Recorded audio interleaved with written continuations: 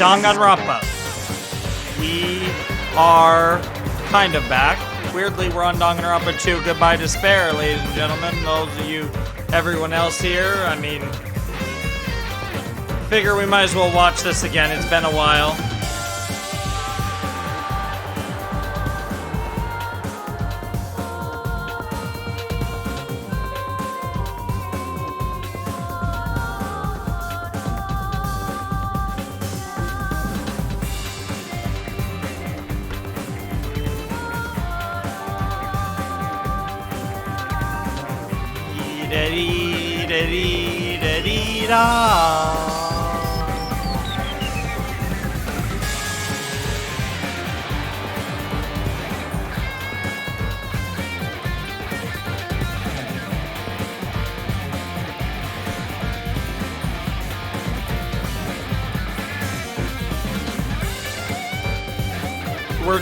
The thing we're doing today had nothing to do with this, but a little nostalgia for all of you that might be watching.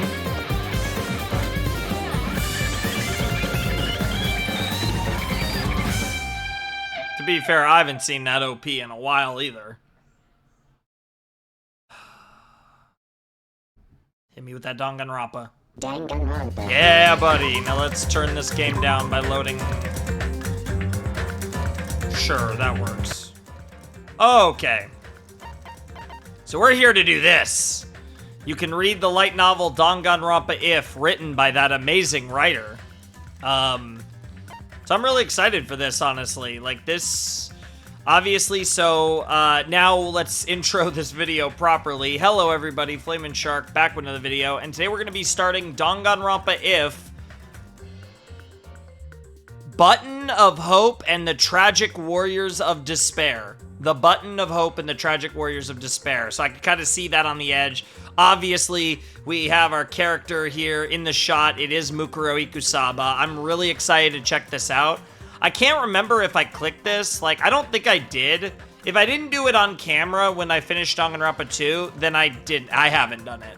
But I'm really excited for this. Obviously, we don't, we're not going to do any more of this stuff, but I do want to read this. And the fact that it's accessible through the game is so much better because it makes this just a much easier experience for me compared to Danganronpa 0, which we wrapped up. For me, I just wrapped that up. You guys, this is being recorded not far in advance, but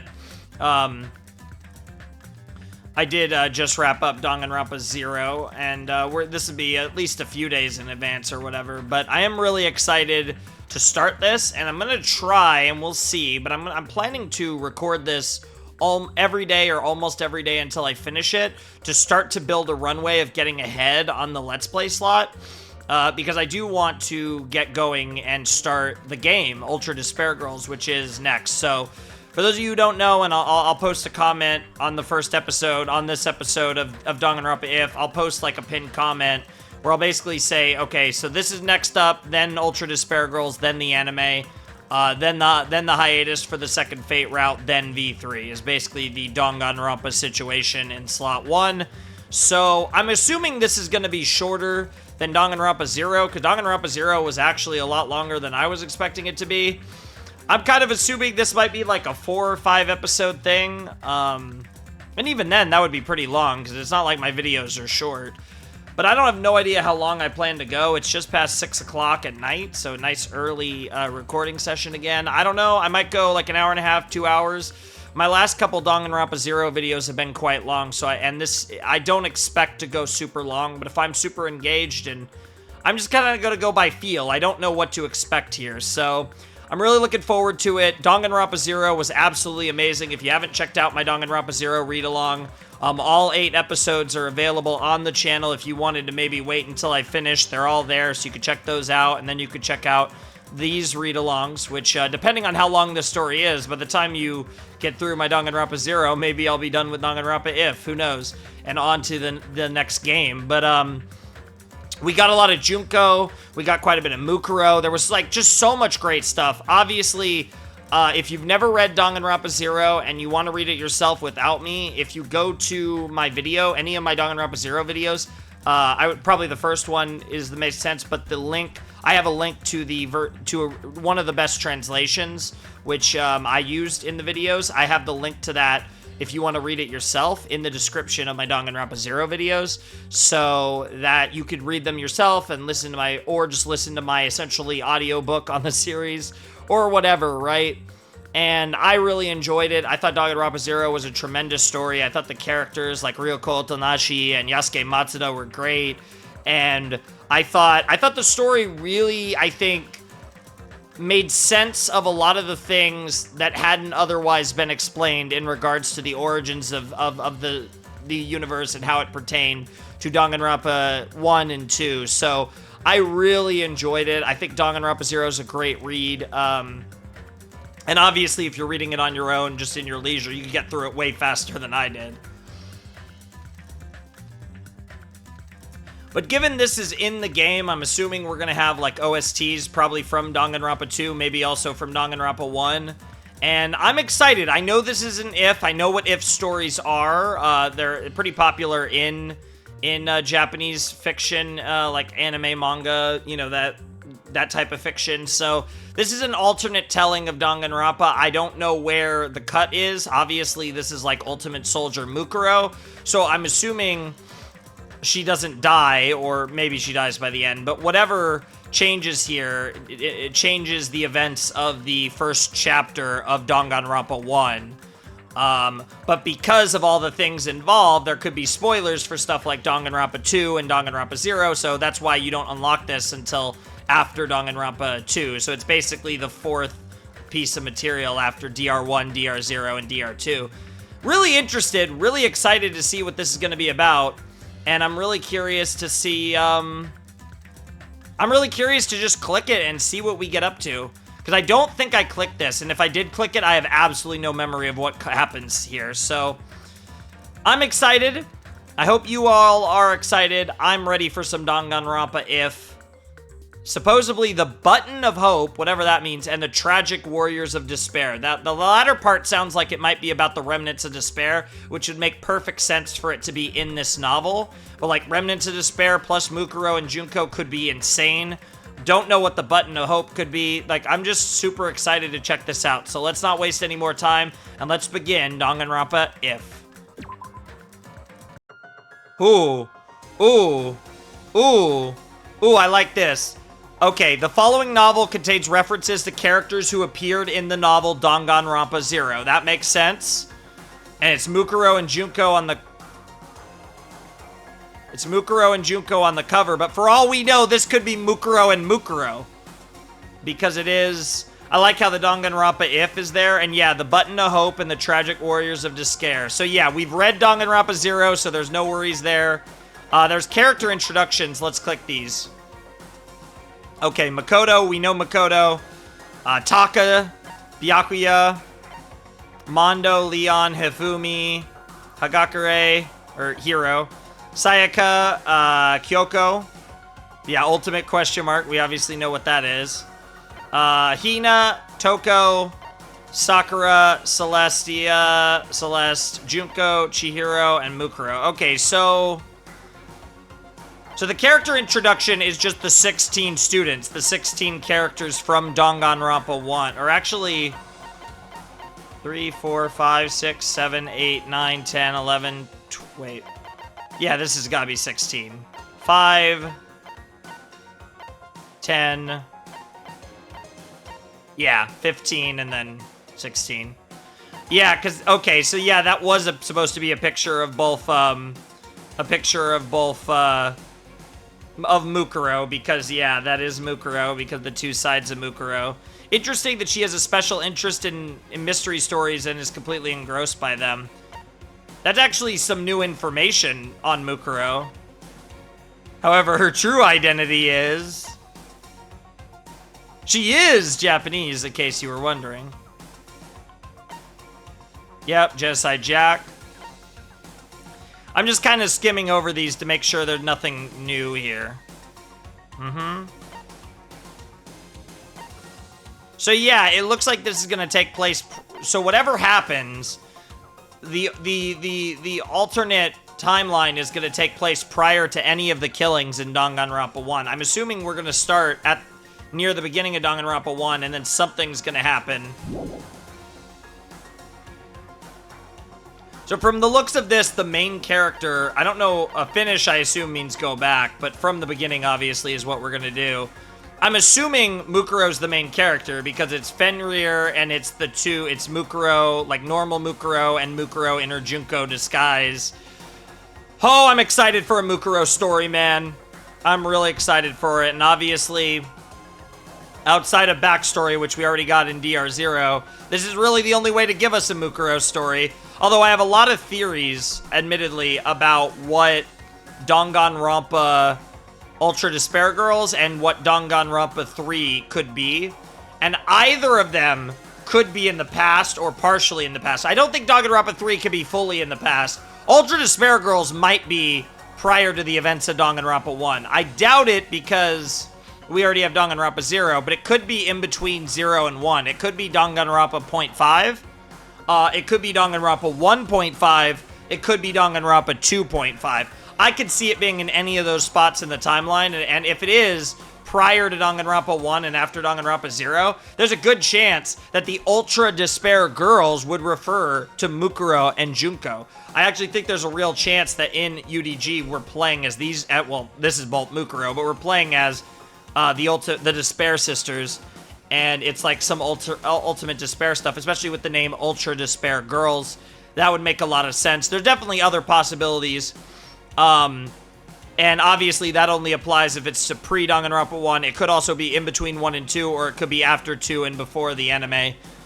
But, as for this game, it looks like this is an alternate telling of Danganronpa 1, so I'm here for it. And you guys know I really love Mukuro. I've loved everything we've gotten on Mukuro in Danganronpa 0, and I'm excited for more. So let's hit play.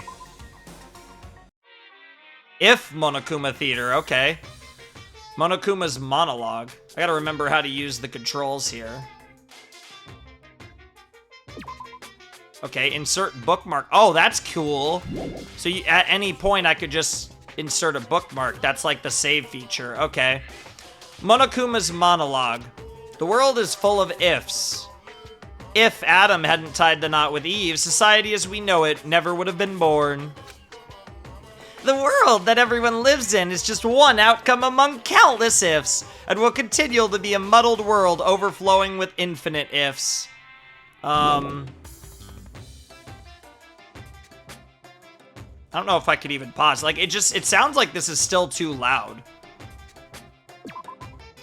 Okay, I'm actually gonna real quick. Yeah, we know. We haven't... I just want to make sure. So I guess finish. No. Yeah, it still sounds loud. Jesus Christ. I guess this is as low as it goes. That's fine.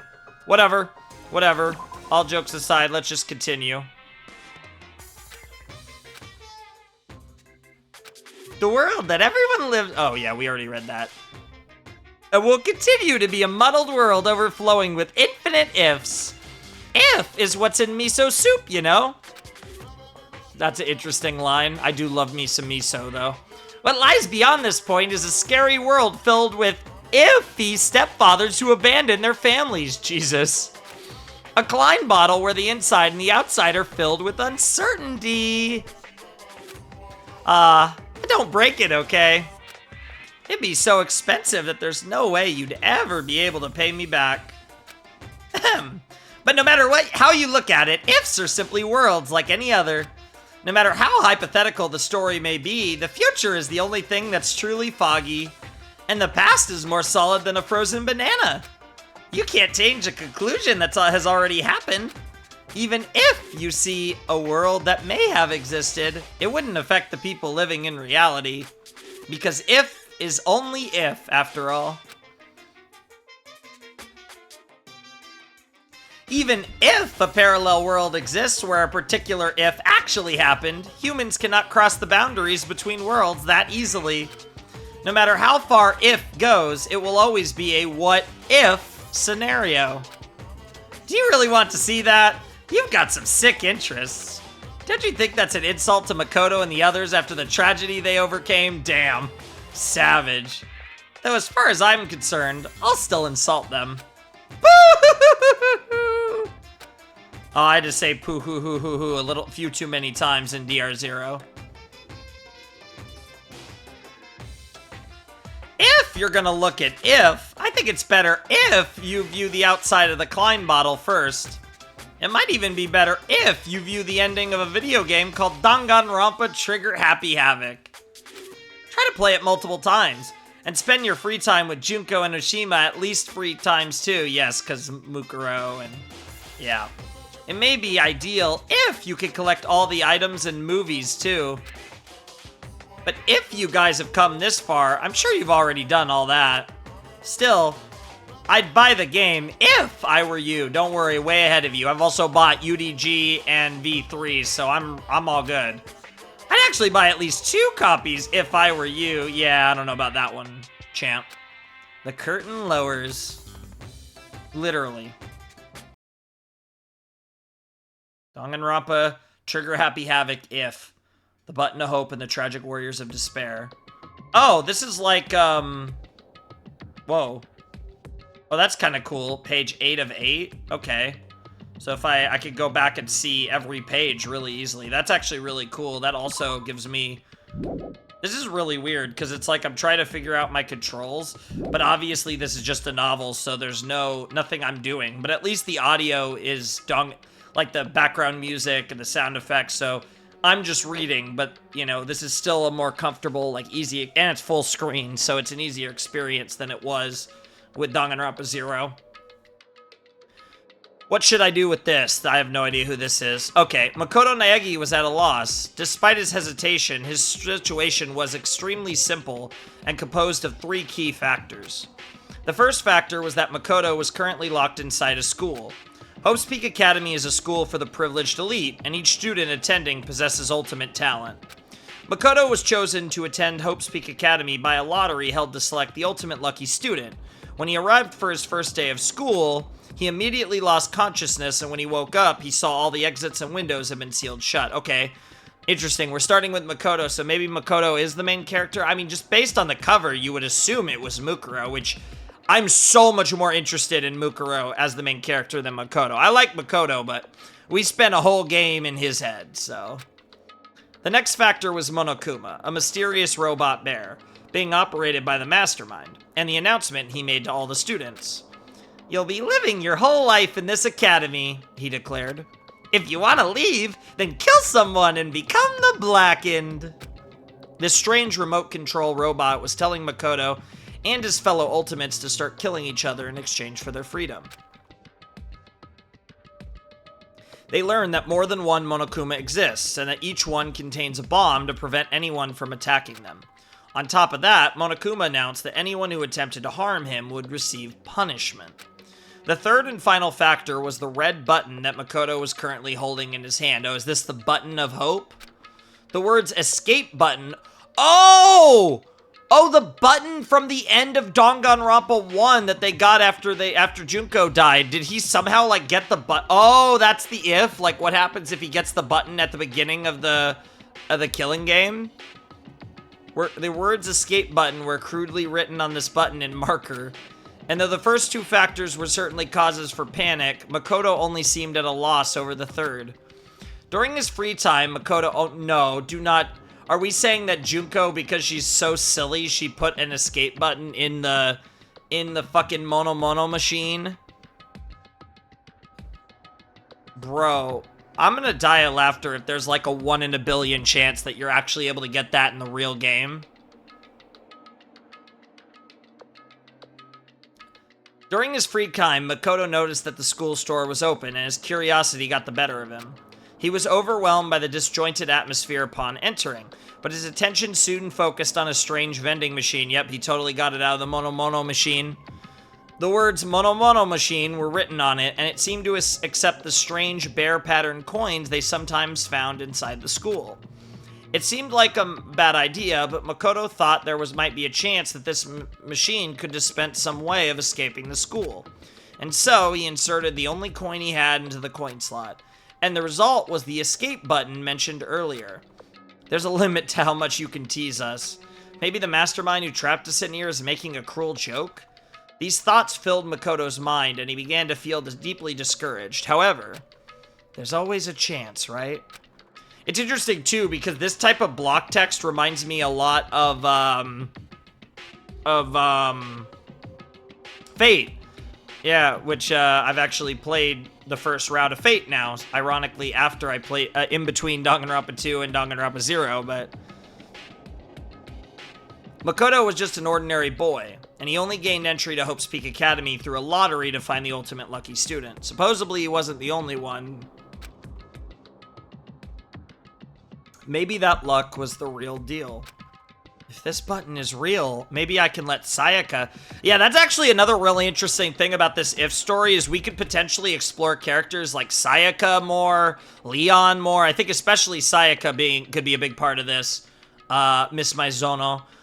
It's going to be really interesting because even in the character list, while it mentioned there's character references to DR0, on the character list, it just gave us the 16 characters of DR1. Now, I wonder if part of the reason why is because you unlock it after beating Danganronpa 2, so they're like, well, we don't need to tell you about the Danganronpa 2 characters, because if the remnants are in this, that would make sense. But it's also possible they're not. Like, I have no idea where this is going. But clearly, what it looks like we're setting up is that they're just gonna escape at the beginning. Nobody's died, they're gonna escape, and it's like, what the fuck happens after that? I'm actually really... My intrigue is peaked. Makoto took a deep, slow breath and pressed the button. Instantly, pain burst through his entire body. Ugh! Makoto's arms and legs went limp as he lost his balance and fell to the floor in a crumpled heap.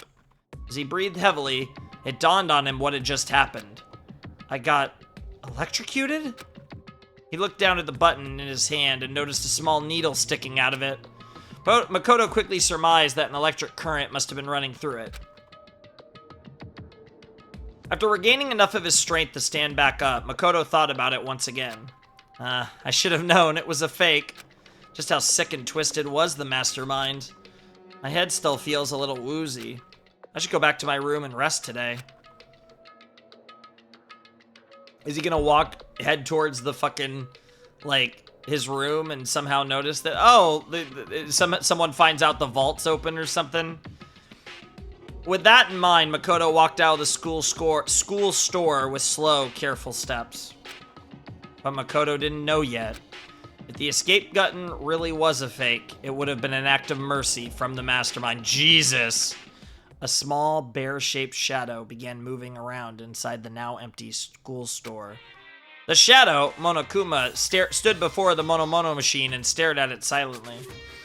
But after some time had passed, he began to laugh.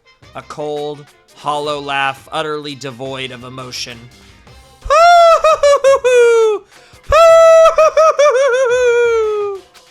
Despite the fact that he was alone, Monokuma began to talk, almost as if he was speaking to someone. Perhaps Monokuma was talking directly to the mastermind controlling him. I only put that in the Mono machine because I thought it'd be interesting if one of the last few survivors happened to win it. But with a success rate of 0.0000001%, I never thought anyone would actually win it. Perhaps I should have expected the ultimate lucky student to overcome such impossible odds? Monokuma started blushing and breathing heavily for no apparent reason. A robot like Monokuma doesn't need to breathe, but because his technology is super advanced, he can express himself like a living creature. Makoto was chosen through a lottery, and now he's won the escape button through a lottery. This is obviously impossible, right? Is this what a miracle is? Is this all systems go toward escaping? Is something that defies all common sense about to come crashing into my world? Well, even though I don't really want this at all, I'm starting to enjoy this new sensation. We'll be back after these commercials. Monokuma's internal machinery began running at full capacity, and of course that's a reference to the fact that she's broadcasting the killing game to the world. And his facial expressions began changing more smoothly than any humans could. Suddenly, his expressions immediately stopped, and he whispered through his speakers. But is this really good luck? After muttering something so ominous, Monokuma's loud, screeching laughter rang jarringly throughout the room. The situation that was about to unfold contained two conflicting emotions in equal measure: hope and despair. Okay, I had to click it an extra time. Interesting. Okay, the next day, nighttime, student dorm, Makoto's room. Makoto Naegi lay on his bed, desperately struggling with the despair and hope churning within him. Monokuma had forced the students to each watch a DVD earlier that day. Yep, the DVD about their families, friends, loved ones, etc. Makoto showed a scene that suggested his parents and little sister were in danger, and he now found himself determined to leave the school. It seems the other students were forced to watch shocking videos of their own.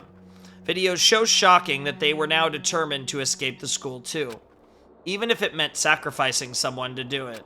However, it was obvious that these videos were part of Monokuma's trap. As long as a student killed someone, they were allowed to graduate and leave the academy. It seemed that the mastermind controlling Monokuma was hell-bent on making the students kill each other. But right now, Makoto was most worried about Sayaka Maizono, who seemed to be incredibly distressed after watching her DVD. Yeah, we obviously know Sayaka essentially ends up instigating what becomes the first incident and the first trial of the Danganronpa series. Sayaka wasn't just the ultimate pop sensation, she was also Makoto's classmate when they were students at Blackroot Junior High. I don't remember if that was ever said that it was named Blackroot, their junior high school. I don't remember the name Blackroot. Could be wrong about that, though.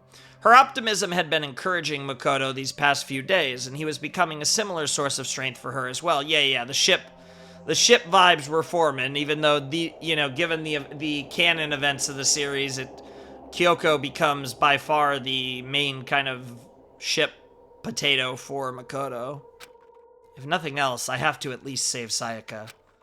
As soon as Makoto thought that, he suddenly felt a small headache. Huh? Nani? Was he still reeling from being punched by Mondo the other day, or was this a side effect of being electrocuted by the escape button? As Makoto pondered these things, the pain slowly subsided, and he returned to his determined thoughts of escape. Anyway, we all need to work together and... Huh? Oh, there's the fucking huh. At that moment, Makoto realized his goal had changed slightly. We all need to? Ideally, it would be best if everyone survived together.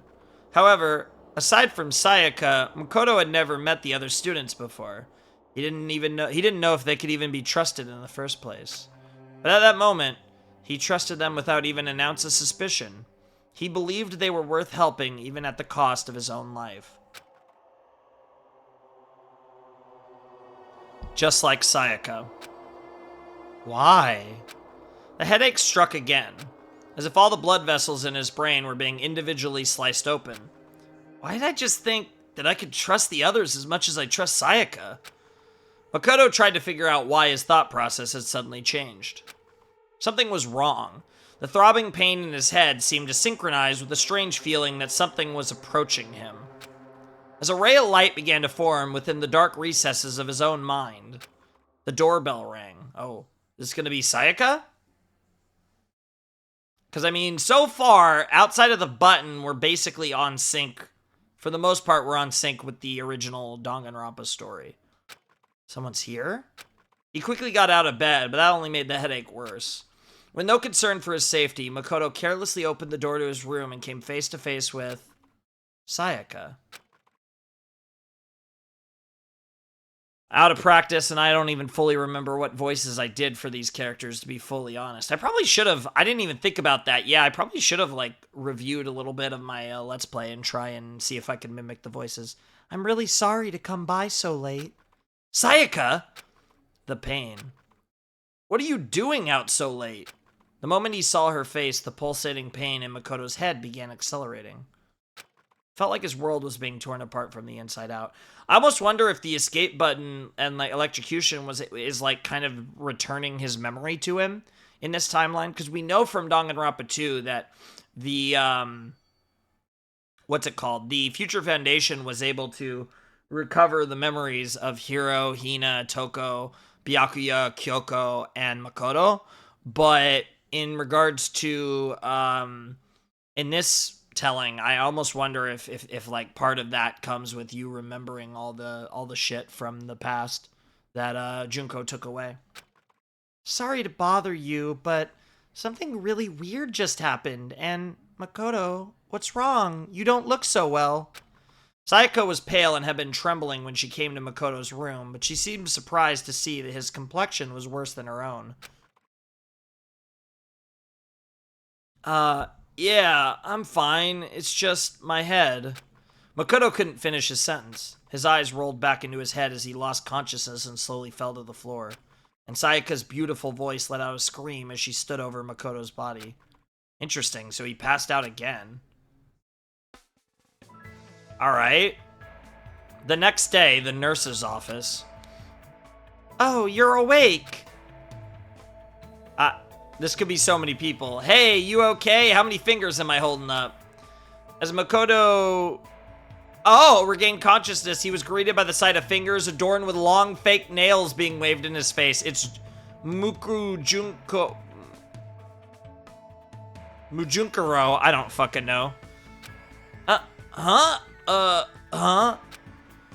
You're Junko, right? Hey, why do you sound so unsure? It's almost like you somehow are remembering things and recognize that I'm not Junko. I'm a little shocked. Oh, I'm a little shocked. Oh, God, why am I derping? I did Junko a bunch of times, but I think it's throwing me off because I know it's also Mukuro. So I'm trying to make it like, I don't even know what I'm trying to do. I'm a little shocked to hear you say that. Despite what she said, Junko Enoshima, the ultimate fashionista, was laughing as if she found this all very amusing. Makoto looked around and realized he'd never seen this place before. It looked somewhat like a hospital. 3 beds, including his own, were lined up in the room, with various medical instruments laid around them. The black ceiling felt strangely oppressive, but as he sat up, Makoto's mind immediately centered on one possibility. Where are we? Did we get rescued? That'd be nice, huh? She replied as she looked away. Junko explained that this was the nurse's office on the first floor of the academy. That Monokuma thing said, I can't bear to see my precious students getting sick, and opened this place up this morning. But don't you think it's suspicious? What if all these meds are poison? To be honest, I wouldn't be surprised. Makoto remembered his encounter with the escape button and let out a small sigh. So why am I here, Junko? You should thank Sayaka for that. God, this is so bad. I'm so out of practice with, like, my voice acting always was shitty, but I'm so out of practice because I haven't really done it in a long time. Because in Danganronpa 2, I was a long time ago. That Let's Play was ages ago, especially when I recorded it. She was here the whole night taking care of you. She was? Junko ignored Makoto's surprise and continued casually talking. But then Taka got all fired up and was like, we should take turns watching over him. I just happened to be on duty when you woke up. Well, and even then, only because Byakuya ditched. I see. Thanks. Like I said, you should thank Sayaka. Anyway, how are you feeling? Is everything alright? Makoto thought about it for a moment and remembered what he had been thinking about just before he lost consciousness. This is kind of weird, but... Actually, it's a really weird question, but... What's up? Junko, we've never met each other before, right? Upon hearing this, Junko's eyes widened, but a few seconds later, she began to laugh.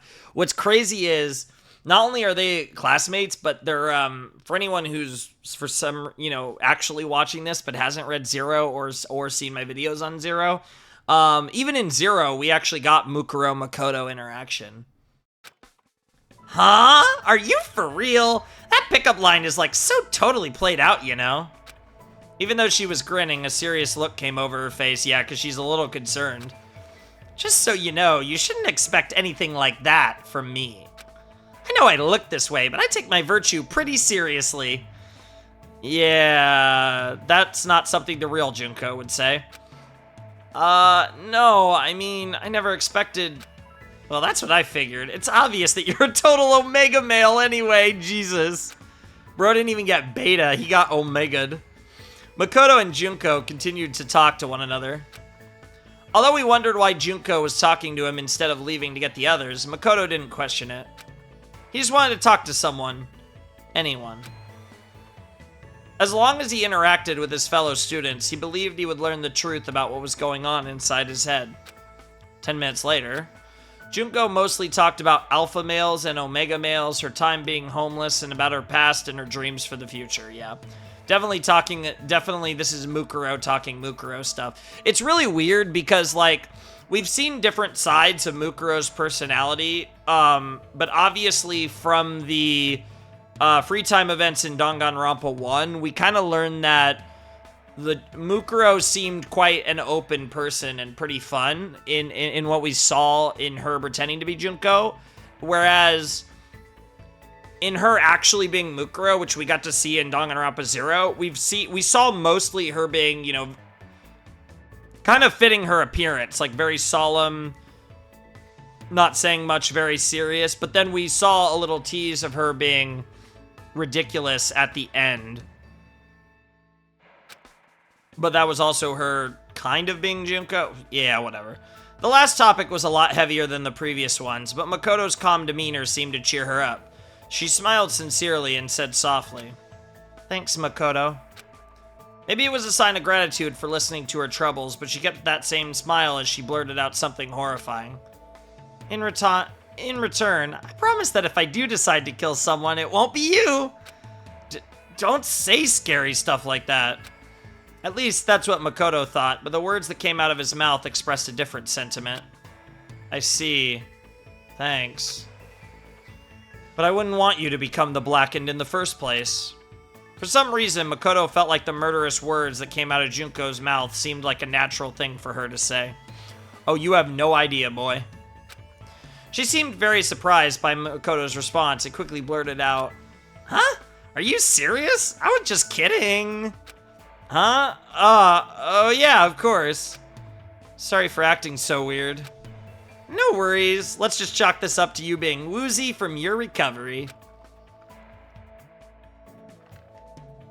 She returned to her usual bubbly self, let out a big stretch, and turned to Makoto.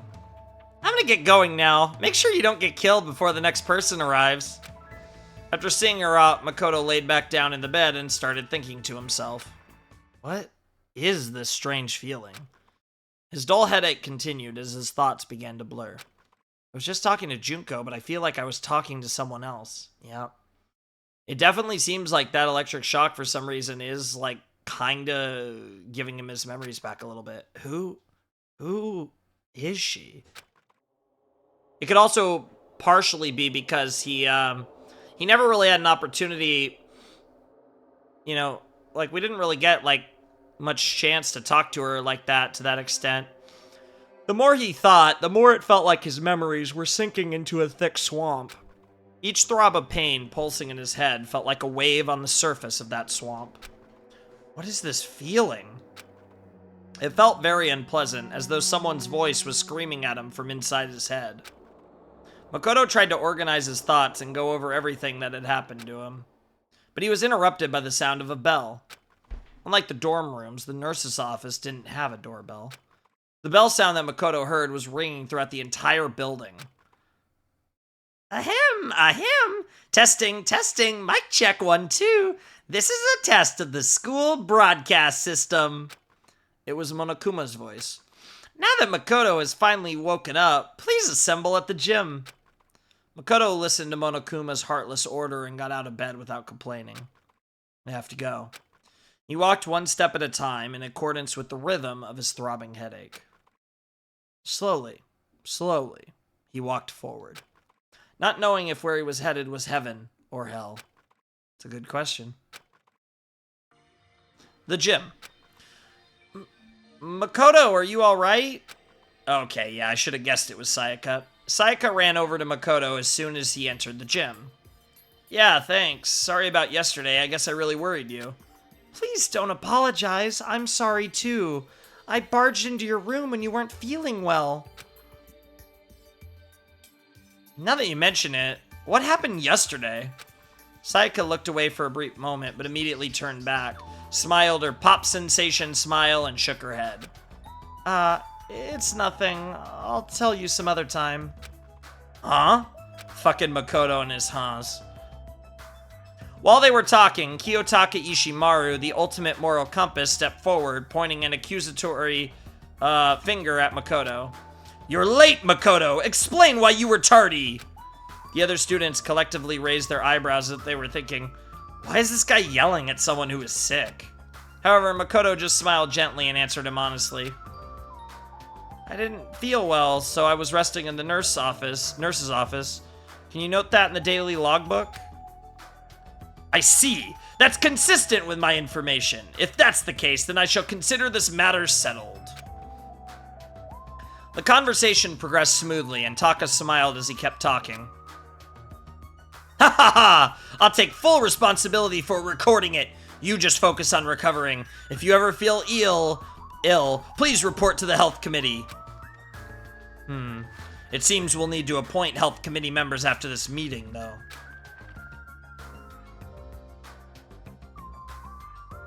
Taka walked away, mumbling to himself as he opened a daily logbook he found in the Academy's supply room. Celestia Ludenberg, the ultimate gambler, saw the whole conversation and walked up to Makoto. Despite his unreasonable behavior, you knew exactly what to say to him. Huh? As soon as Celeste said that, it dawned on Makoto. He's remembering them. Like, he knows their personalities. Like, he knows who they are. Like, he knows what to say to each of them. Yeah, this is actually really cool. It's true that he didn't feel well and that he had been resting in the nurse's office. But when Taka asked him why he was late, even though he should have already known the reason, Makoto didn't feel annoyed or disappointed at all. It's like he's used to it. It was as if he expected Taka to say that. Makoto felt strange that he had accepted Taka's personality so quickly, especially because Taka's he can be a bit abrasive, you know, he's someone that's an acquired taste for sure. He couldn't understand why he asked Taka to do something as unnecessary as recording it in the daily logbook in the first place. Why did I say that? It's like I was used to it. His response to Taka's demands came as naturally to him as breathing. Why? Every time he tried to think about it, his headache grew even worse. As Makoto struggled to think through the pain of his headaches, a black and white stuffed animal jumped out from behind the gym's podium and began twirling around as it spoke in a cheerful voice. Hey guys, is everyone here? He sounded like he was about to lead the students on a field trip, but not a single one of them had a smile on their faces. What is it this time? What? Are we gonna hijack a cruise ship and run into a gigantic worm? Excuse me? Of course, there was one exception. Yasuhiro Hagakure. I think it's Hagakure, but, you know, I don't worry too much about the pronunciations, especially for last names. The ultimate clairvoyant still believed that their current situation was some kind of planned event. Monokuma just ignored him and continued to address the students with his adorable voice. Today I'm going to tell you all about our wonderful academy system. System sure sounds like a great word, don't you think? It reeks of danger, just like a bear. I want you all to trample over the death... Oh, wait, what? I want you all to trample over the deaths of your friends and grow up to have hardened hearts. It's good to be a little naughty. I want you all to grow poisonous personalities. After making his nonsensical introduction, Monokuma moved on to the next topic. With this, he began providing a detailed explanation of the most vile system in the school, the class trial. Now, you can't just kill someone. You gotta kill someone without anyone else finding out you did it. Monokuma talked about his horrible graduation program with casual indifference. But because a killing hadn't happened yet, his lecture still didn't instill any despair in the students. As long as a killing never occurred, there'd be no point to the class trial. But no one could really say that a killing wasn't going to happen. As the students' suspicions began to rise, Monokuma continued explaining the class trial until... Oh, wait, hold on a second. As Monokuma began to explain the executions that would serve as punishment, one girl stepped forward. Junko? As soon as he saw how angry she was, the rhythm of Makoto's headache began to change slightly. Okay, this has got to be the big divergent point. Because this is where Mukuro dies. You're freaking insane, you know that? The girl continued to complain angrily. She seemed completely different from the smiling person Makoto saw in the nurse's office. Huh? Was Junko always like that? No, she's different. That's how Junko acts, but... Is that person really Junko? Huh? Wait, what am I thinking? As Makoto struggled with his headache and confusion, Monokuma and the girl continued to argue. Oh my god! Is Makoto gonna die in Mukuro's place? Oh, and that could be how the main character of this, because so far Makoto's been the main character of this. Oh shit. What? Are you saying you're not gonna participate in the trial? Only punishment awaits such blasphemy. What's punishment? I might, I don't know, throw you in a deep, dark, scary prison or something. Different. The strange feeling he felt was now directed at Monokuma. A prison? No, they aren't that kind. A series of images flashed in Makoto's mind. First, he thought it was some kind of parade. Oh my god, the protests. But he quickly realized that was a mistake. What looked like lights were actually buildings engulfed in flames. The red decorating this scene seemed to have come from human bodies. Jesus Christ. Despair. It wasn't confined to the academy or even to Japan. Images of worldwide death and destruction flooded Makoto's brain with every throb of his headache. I've seen this before. Besides the indescribable violence taking place in all these images, there was one thing they had in common. Junko, Monokuma, or both. Well, I guess it's one thing. Who are they? They're rampaging terrorists wearing black and white masks were wreaking havoc in these images. They took everything. Money, valuables, lives, families, dignity, the past, the future, and possibly even hope. The masks these terrorists were wearing perfectly resembled the face of the stuffed animal arguing with the student before him. Holy shit. Shut the hell up! Say whatever you want! I'm not gonna be part of this! Don't be so selfish! You're the one being selfish. Kill whoever you want. It's got nothing to do with me. The evil standing here before me. I'm trembling with fear. But I won't give in to such evil. It's my style to stick it out and resist till the very end. If you really want to get out of here, you'll have to go through me first. Monokuma swung his arms wildly as he charged at the girl with waddling steps. Yep, we're getting very close to the moment where Mukuro dies.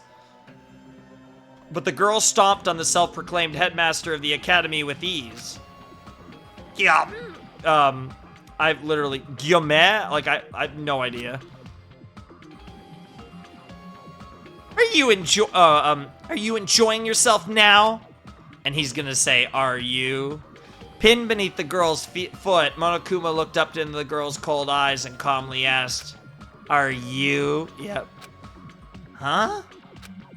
Violence against Headmaster Monokuma is not allowed.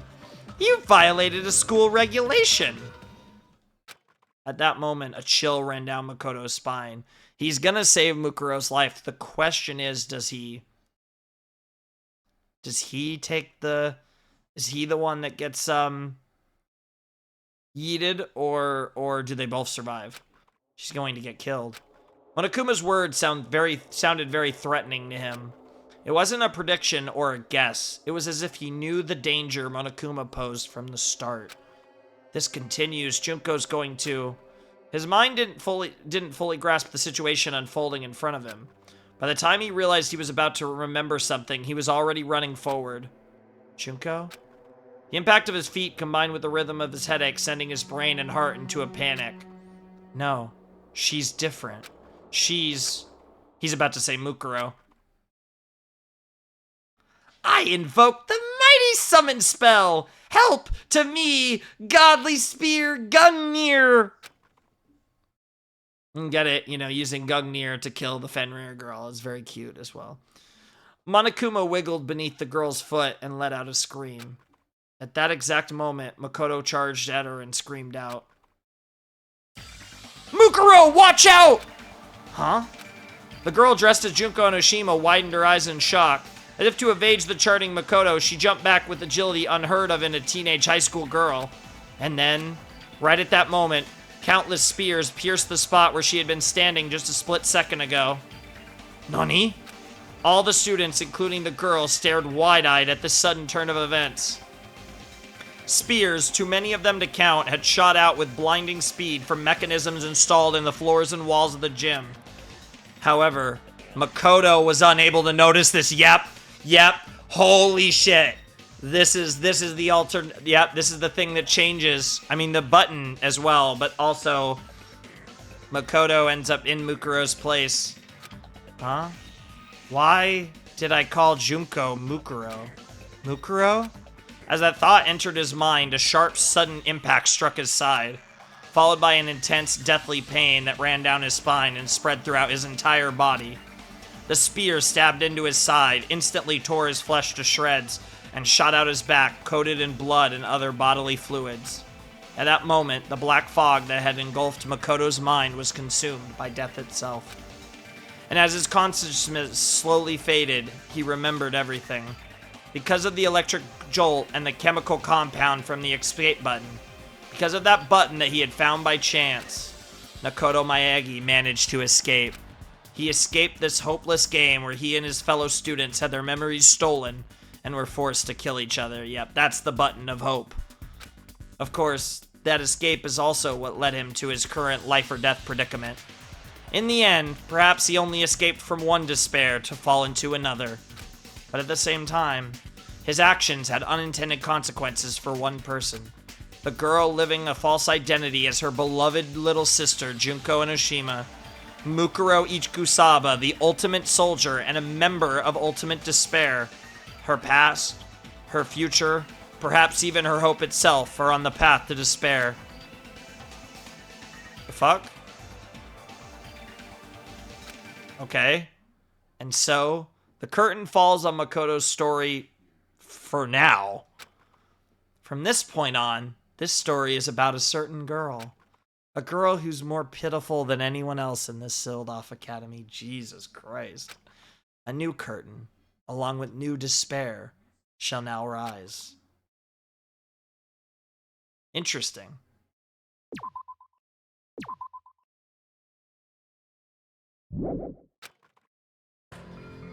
Huh? Time had certainly stopped for Mukuro Ikusaba. It was as if everything around her had frozen perfectly still.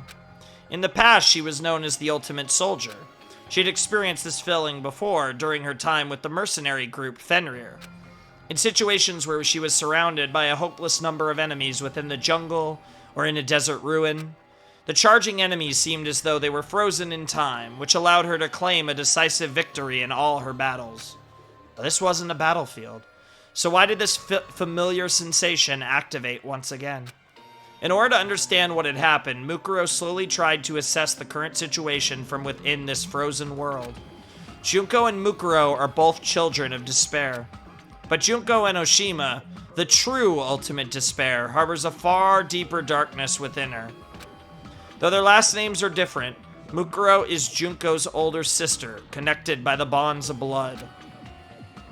She cooperated with Junko's hopeless plan and impersonated her under the pretense of participating in the killing game alongside her classmates. According to the plan, Mukuro was supposed to oppose Monokuma, who her sister was controlling, and be locked in a dungeon as punishment. Isolated from the others, she would then escape the dungeon and perform various acts intended to deprive the students of hope. That was the role she had been assigned. When Makoto succumbed to his headache, Junko ordered her to see if the shock had caused him to remember anything that could make him a liability. He woke up as she was tending to him, so she made small talk with him, but she didn't notice any change in his behavior. Until this point, she was certain that there shouldn't be any problems. Nothing could possibly go wrong. She stomped on Monokuma like her sister ordered her to, and flawlessly spoke the lines she was taught to memorize. Afterwards, she would fall through a trapdoor into the dungeon and remain isolated from the other students. That was her role. She hadn't done anything wrong. There were no problems. Oh, you're the problem. In Junko's eyes, you've always been the problem, Mukuro. And perhaps Makoto's sacrifice, whether he lives or dies, will be enough to inspire you to become something greater. Maybe. We'll see. I'm very curious where this is gonna go. Very, very curious. There were no problems. She repeated that to herself over and over like a silent prayer. But in that frozen moment in time, what she saw was not a trapdoor, but countless spears. One of them had skewered Makoto through his side. Why? Makoto? Why are there spears? Gungnir? I would have died if I hadn't moved. Did Junko mess up the plan? No. Junko would never mess up. And that is facts! Junko doesn't make mistakes. Certainly not like that. Was she trying to kill me? Me? Makoto saved me? Why? Why did he say my name? Did his memories come back? Did I not realize that? Did I make a mistake? Is that why Junko got angry? No. Is this punishment? Is it my fault? Junko tried to kill me. Kill me. Kill me. Kill me. Slowly, time came back to her world. Mukuro could feel her face turning pale as she slowly looked toward Makoto. The students' screams rang through at the gym. Sayaka was probably the first one to scream. But who screamed first didn't matter to Mukuro. Makoto. Why? Makoto was the ultimate lucky student. He had been her classmate for the past 2 years, and now he was a sacrifice to despair. Not long ago, he had given her an answer of sorts during their conversation in the nurse's office. He was just a pawn in the plan her sister had devised. But now, a feeling of doubt began forming in Mukuro's mind. Almost like this whole thing is fucking absurd, and you're a fucking simp to the literal devil. Yet just because she's your little sister doesn't mean she isn't the devil. What did I want from Makoto? As her heart churned restlessly, she continued to think. In return, I promise that if I do decide to kill someone, it won't be you. Was I impersonating Junko then? Or did I really mean that? When did I start feeling this doubt? Just now? The moment he saved me? Or when we spoke in the nurse's office earlier? Or when I first confronted him about this killing game before his memories returned? Or was it before even that? Mukuro stood there, confused and overwhelmed, as Makoto slowly opened his eyes, the spear still impaling him through the side. Mukuro. Makoto, are you okay? Mukuro was no longer impersonating the ultimate fashionista. Looking up from the floor of the gym, Makoto asked, "Why are you dressed up like Junko?" He was smiling. Maybe he couldn't feel the pain anymore. Maybe he was being affected by something else. But regardless, Makoto ignored the fact that he was dying, just to give Mukuro his warm smile. That's what makes Makoto the GOAT! I mean, he's not, but I do really like Makoto. He is a good guy. I'm glad you're safe, Mukuro. As soon as she heard Makoto's weak, fading voice, something inside Mukuro snapped. From within the shell of despair she had built up, an intense emotion began flowing out. No, this is all wrong. She couldn't hold back that emotion any longer. No, No. And for the first time in her entire life, Mukuro unleashed a scream into the world. Holy shit.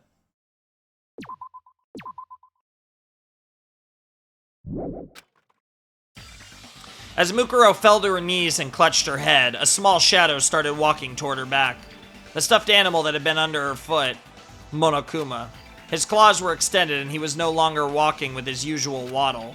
Instead, he moved like a beast, silently stalking its prey as he slowly advanced within his target's blind spot. As he inched closer to Mukuro, Monokuma raised his razor-sharp claws, crouched on his haunches, and suddenly leapt toward the back of her neck. However, just before those claws could reach the paralyzed Mukuro, a dark shadow moved in from the side and swatted those claws away with one blow. Sakura? His lunge deflected, Monokuma was sent flying through the air, spinning wildly before crashing into the wall. I bet it was Sakura. Damn you, what are you trying to do? Yep. Sakura Ogami, the ultimate martial artist, had just prevented another tragedy. She stood before Monokuma and addressed him in a loud, booming voice. Not only did you attempt to kill Junko for violating school regulations, you even attacked Makoto, who had nothing to do with this. If you plan to continue acting in such a savage manner, there's no reason for us to play along with your game. Byakuya Togami, the ultimate affluent progeny, smirked condescendingly at Sakura. Fool. One could say you've now violated school regulations with your senseless actions. He looked as if he honestly did not care if the fellow students lived or died at all. Yes, this is Chapter 1 Byakuya, so he really doesn't.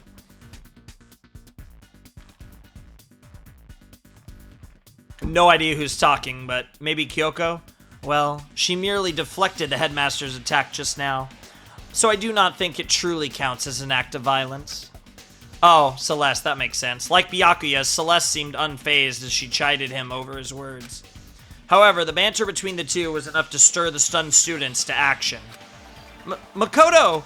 Sayaka was the first to run toward Makoto, who lay bleeding from his stomach. But Monokuma stopped her, shouting in a tone of voice that seemed completely out of character.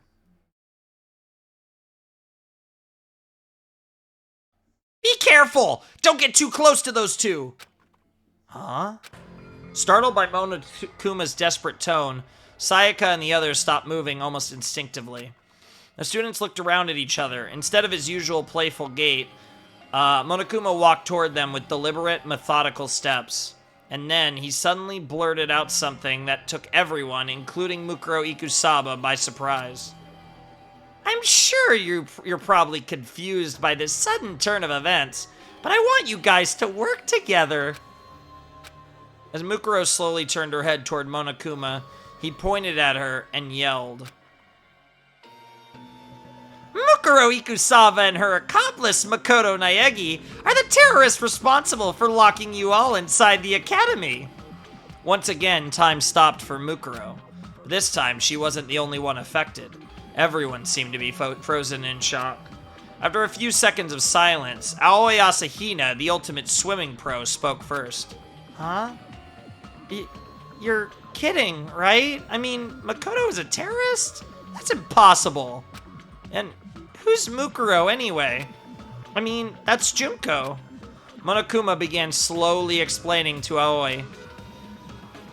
The real Junko must be in prison somewhere in this school. Worst case scenario, she might be killed. Mukuro must have researched which one of you would be easiest for her to impersonate and hid among you all by pretending to be her. She was probably trying to make sure the killing game went smoothly. Yeah, Junko is on the fly. She is adjusting on the fly, which ironically is not something she's used to because she calculates everything perfectly. Suddenly, Monokuma's hands and feet began jerking in an awkward motion as he looked at the other students and introduced himself. I'm Bashiki Madurai, the ultimate hacker. Oh my god, now you're just pulling out bullshit. Oh my god, here's our first proper Danganronpa Zero reference. Yeah, no. Yeah, you're not one of the Madurai brothers, and he was not an ultimate hacker, which that's great. I'm your upperclassman. I hacked into the academy from the outside, and I was finally able to take control of Monokuma's body just a little while ago. Take control? From who? From the head of the terrorist organization that's controlling this robot from the outside. What? What are you saying, Junko? Mukuro trembled as she heard the words coming out of Monokuma's mouth. For a brief moment, she clung to the hope that her sister wasn't trying to kill her, but as soon as that hope was born, it was immediately consumed by despair. Yeah, that is kind of the life of being Junko's older sister. Junko had the power to transform hope into despair. She would never let anyone hack her that easily. There was only one explanation. Junko and Ochima was pretending to be someone named Bishiki in order to frame Mukuro and Makoto. It was as though Junko was using Mukuro's survival as a branching path to lead the students to a different despair. That's literally what this is. Monokuma continued talking, telling the students more lies designed to prod them to action. On your first day at Hope Speak Academy, you guys were exposed to sleeping gas, knocked unconscious, and taken hostage. Mukuro and Makoto are probably the only operatives that the terrorists sent inside the school. That means they probably know how to escape from here. And then Monokuma turned to face Mukuro. Mukuro Ikusaba was a member of a mercenary group called Fenrir. She's a wanted criminal who's killed over 10 people associated with the school. I guess technically that's true. Technically all that's true. Shouts to Danganronpa 0 again. So don't get soft and think you can capture her alive. In fact, that's exactly what the cops told me. So the moment I saw an opening, I tried hacking the trap they set and tried to kill her. But what about Makoto? Monokuma gave a cold, emotionless answer to Sayaka's question. My guess is that a measly little ultimate lucky student didn't stand a chance of defying a group like Fenrir. He was probably threatened and forced to cooperate before you entered the school. Or, judging from his early actions, maybe Mukuro seduced him? Oh, and Junko knows that Sayaka's kind of crushing on Makoto, so of course she tries to manipulate Sayaka in that way. Sayaka's face went pale when she heard that answer, and she immediately stopped talking. Mukuro raised her head and shouted, "You're wrong! Makoto isn't a terrorist! You all have to believe me!"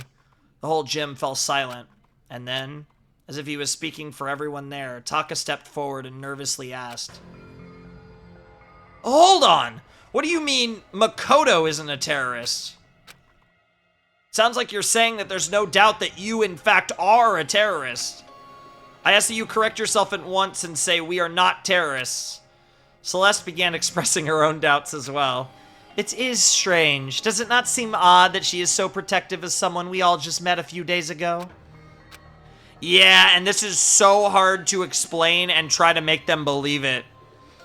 The only one that could really convince them is Monokuma. So, like, this is an awful situation that Mukuro's found herself in, but I guess it's better than being dead. Mukuro stood in silence. The other students' faces began to fill with suspicion and doubt as they realized they weren't looking at the real Junko and Oshima. Byakuya pushed up his glasses and began coldly pointing out what seemed out of place to him. I heard that fool Makoto, or whatever his name is, call you Mukuro instead of Junko. How would Makoto know that your name is really Mukuro if he just met you not that long ago? That's... I've also heard of Fenrir, continued Byakuya. As I recall, its members have a tattoo somewhere on their body. Instinctively, Byakuya's words put Mukuro into a calm state of mind. In a hostile situation, her defensive reflexes as the ultimate soldier often manifested themselves. Mukuro's tattoo was on the back of her right hand. She wondered how she could hide this from the other students without also calling attention to it. But in the end, this concern was in vain. If the police's records are true, she should have a tattoo on the back of her right hand. As Monokuma freely divulged that information, damn. Alright, called Taka, his voice filled with enthusiasm. So yeah, that was Monokuma there, but it's fine. Show us the back of your right hand and prove your innocence. Monokuma dispensed another unnecessary remark. Make sure you look real close. She might have covered it up with foundation. Junko had ordered Mukuro to hide her tattoo with foundation, so Monokuma's information was entirely true. There was nothing Mukuro could do except stay quiet. However, she wasn't staying quiet because her identity was about to be exposed. She was struck by the realization that her sister was completely serious about pinning this on her. "Why the hesitation?" shouted the foolishly honest Taka. "As my classmate, I have complete faith in you." From behind him, Hifumi Yamada, the ultimate fanfic creator, murmured to himself as cold sweat ran down his cheeks. First line from Hifumi, there's actually quite a few characters that haven't said a word. I'm really curious about Kyoko. The fact that Kyoko has just been quiet this whole time is really interesting. Well, look at that. I guess this is what they call a checkmate, huh? Why don't you just fess up already? Oh, this is gonna be Mondo. Why don't you just fess up already, you fucking bastard? In contrast to Hifumi, Mondo Owada, the ultimate biker gang leader, was royally pissed. However, there were some students who were busy questioning Monokuma instead of Mukuro. "Hey, you're not coming to save us?" shouted Leon Kawada, the ultimate baseball star. "You should hurry up and charge in here already." Monokuma looked at Leon and shook his head softly. "The police can't help you right now. Not only are you guys hostages, it's possible that the entire school has been rigged with explosives and poisonous gas. I hacked into this Monokuma robot to investigate that for myself." "Then what about everyone on that DVD? What about everyone outside the school?" asked Sayaka. The memory of the DVD she was forced to watch yesterday still weighed heavily on her mind, but Monokuma didn't have a clear answer. "I don't know anything about DVDs, but there are definitely terrorists causing havoc out here. Law enforcement around the world is in shambles trying to deal with this." "That's impossible. That's impossible." Sayaka shuddered and collapsed to her knees. Sayaka. Next to her, Sayaka. Next to her, Chihiro Fujisaki, the ultimate programmer, was unsure about what she should do. Behind her, two other girls stood silently. The first was Toko Fukawa, the ultimate writing prodigy. She seemed to be trying very hard not to look at Makoto as he lay bleeding. The other was a quiet girl who hadn't talked about herself much, named Kyoko Kirigiri. Unlike Toko, Kyoko was watching everything intently, as if she were studying the scene of a crime. From Makoto's breathing patterns to subtle changes in Mukuro's facial expression, nothing was escaping her attention. Yeah, Kyoko's the one that might be able to get Mukuro out of this. Suddenly, Toko began nervously talking to Sakura. So, anyway, let's just say that Mukuro woman, or whoever over there, is a terrorist. Hurry up and beat her to death or something. We don't know that yet, said Sakura. My fists do not met? I'm gonna assume that's met. My fists do not met out justice based on simple speculation. Sakura tried to get near Makoto to examine his wounds, but Monokuma stood in her way shouting, "Don't come any closer!" This meant that Mukuro was the only one who could get close to Makoto. She had ended countless lives on the battlefield. She knew from experience. If she didn't treat Makoto's wounds, he would die. His wounds were not immediately fatal, but if he continued losing blood, he would eventually slip into shock and die shortly thereafter. Please, you need to treat Makoto first. Absolutely not, said Byakuya, harshly interrupting Mukuro. Tying you up and examining the back of your right hand is our first priority. Hey, Makoto's in danger.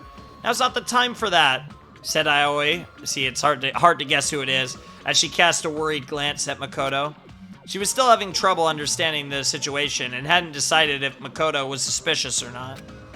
Byakuya was about to snap back at her, but Mukuro's action stunned him into silence.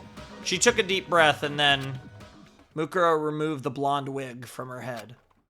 Where there were two long blonde pigtails only a moment before, there was now short black hair. She cleared her face of all emotion, and when she spoke, her voice rang throughout the gym.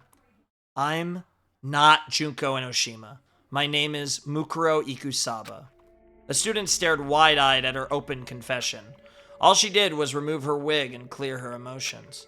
But in doing so, the person the students had recognized as Junko and Oshima vanished from their sight.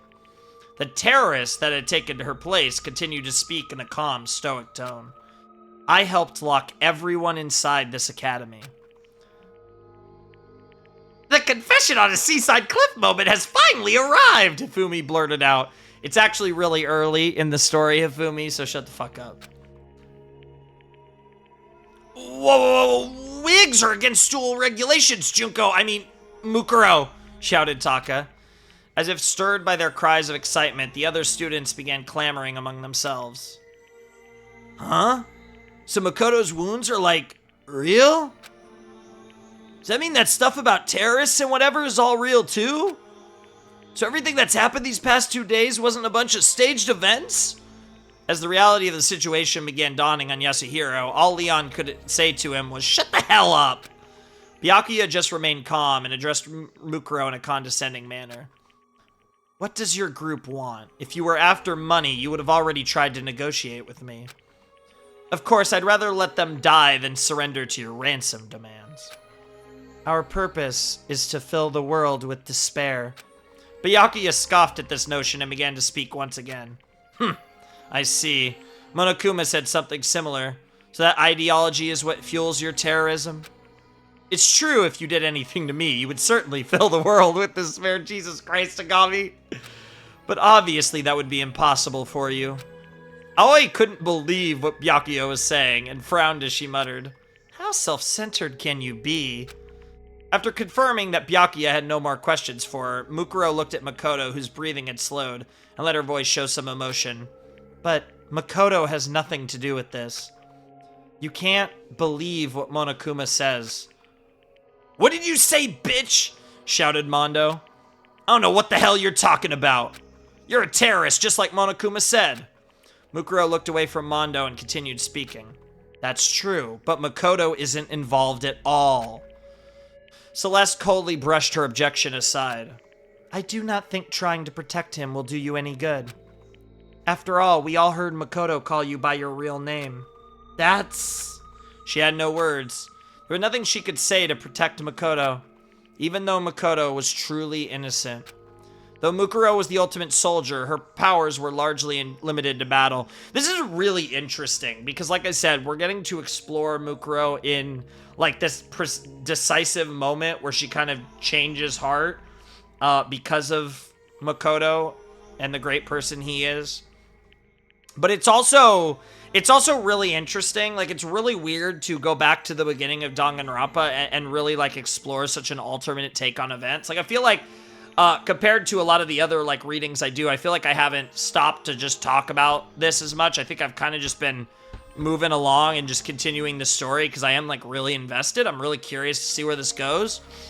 But it is really interesting when you look at it and you see like the way that like Junko's adjusting and seeing how all these characters, like, again, this is basically before any of them had like their character development that, you know, they either die or, you know, like, but specifically, like, obviously this is like Byakuya before everything that happened in the first game and, you know, etc. And it's just really interesting to kind of observe this. It's why if stories are really cool.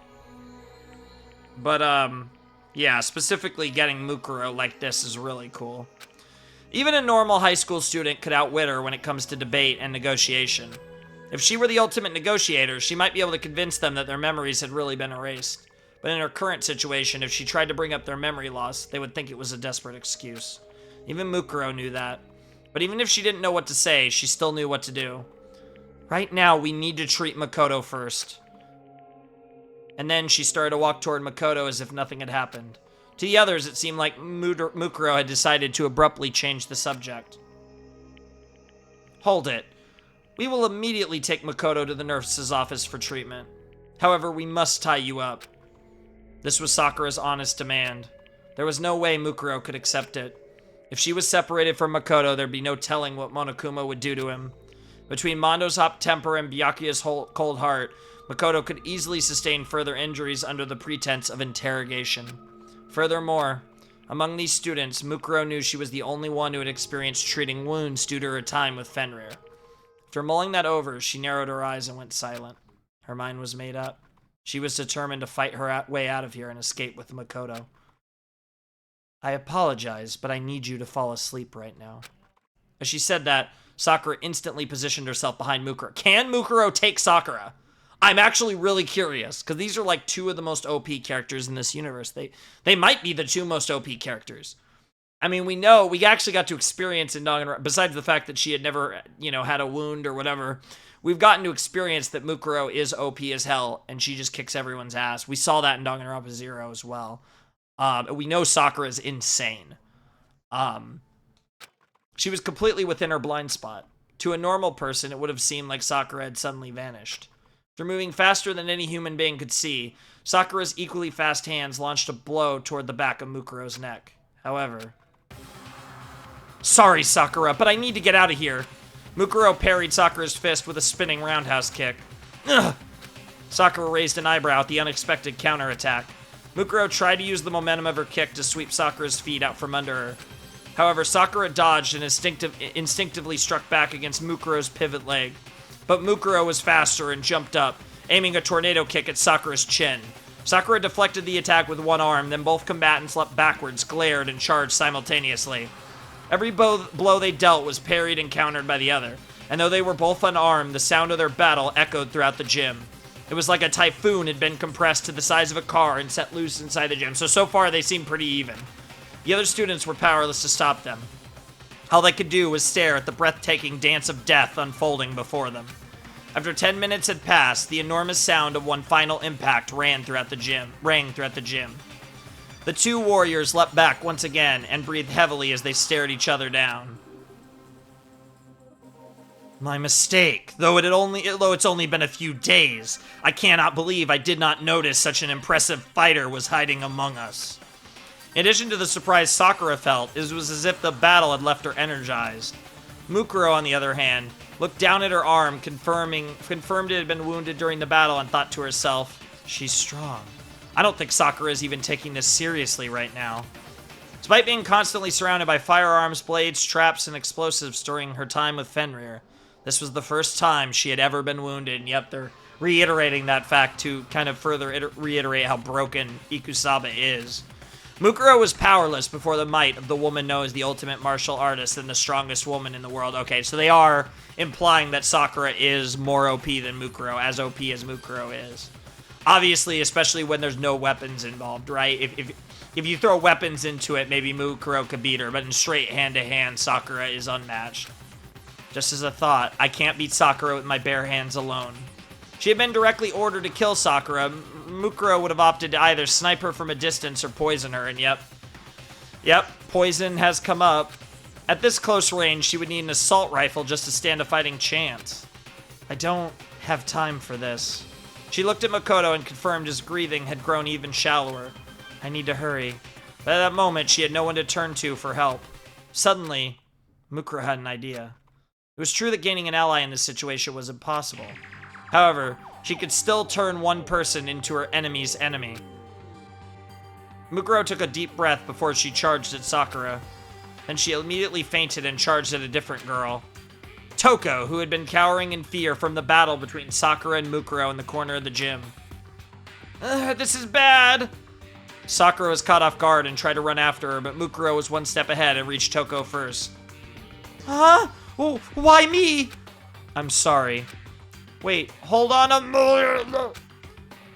Mukuro jabbed Toko in her solar plexus and she fell into her arms. Taka and Aoi yelled out in shock. This is bad. She plans to use Toko as a hostage.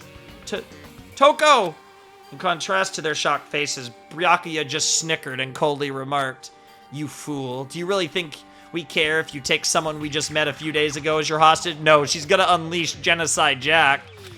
And Mukuro just softly glanced at Byakuya and replied, You didn't meet her a few days ago. What did you say? You met her 2 years ago. Byakuya scowled. Mukuro ignored him and held her bloody arm in front of Toko's face. And then she yelled into her ears, Wake up, Genocide Jack! Nani, it seems so random and out of place. Yeah, there's no context. Why would Mukuro mention the name of a notorious serial killer right now? You're about to find out. The students looked at each other with confusion when suddenly Toko, who had been groaning in pain, suddenly kicked off of the floor of the gym with renewed vigor. She leapt in the air much higher than any normal human should have been able to. Yeah, it's something that seems like all three of them, Mukuro, Sakura, and Jack, can do. While hovering several meters in midair, Toko twirled faster than a professional figure skater. This caused her skirt to flutter, revealing multiple pairs of sparkling scissors. Countless tally marks were scratched into her legs like a kill count carved into a fighter jet. Jesus Christ. If not for this situation, Toko's glamorous jumps and spins would have been a sight to behold.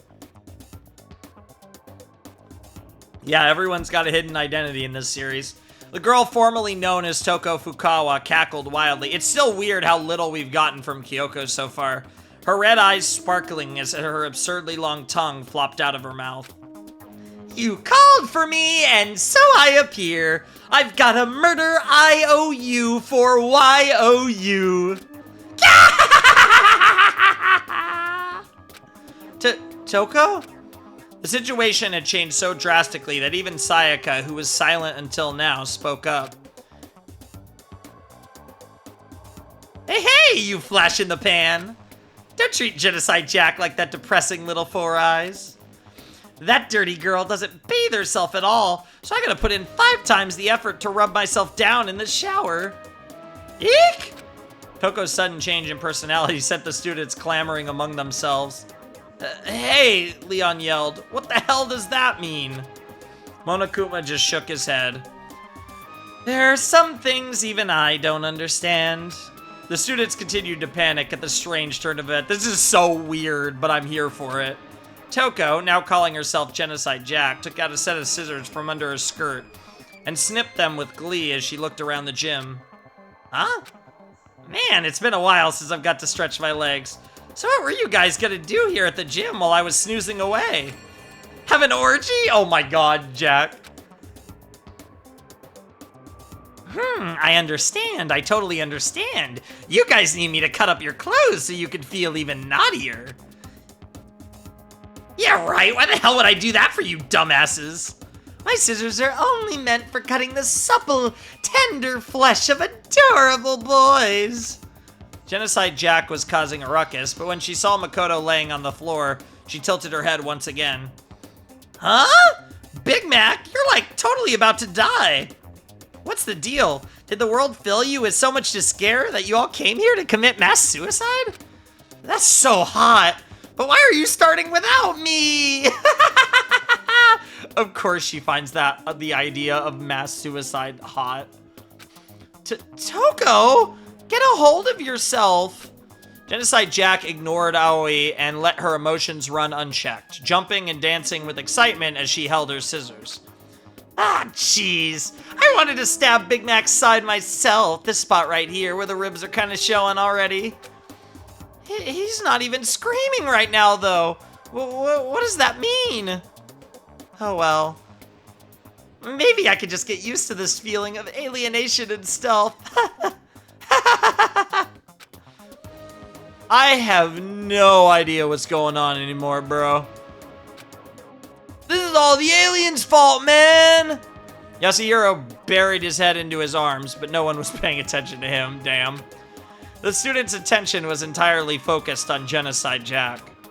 Using that to her advantage, Mukuro began sneaking over to Makoto.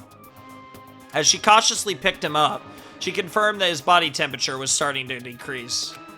I can still make it there in time. Though she was carrying another person, Mukuro managed to soften the sound of her footsteps as she ran for the gym stores. By the time the students heard Mukuro open the door, it was already too late. She had managed to escape the gym with Makoto. However, not everyone was unaware of what Mukuro was doing.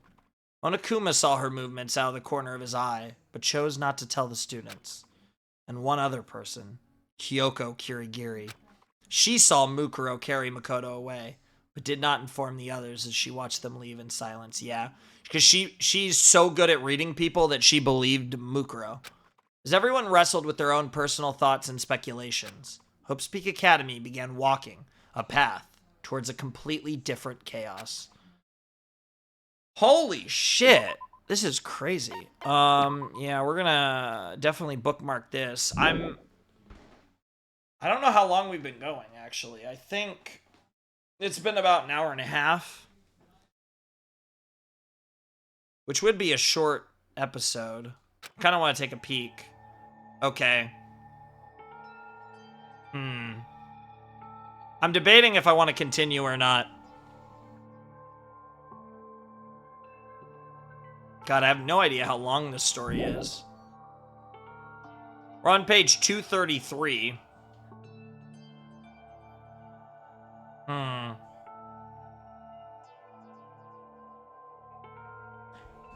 I'm actually going to do something. This is kind of like how with the, I'm going to be really...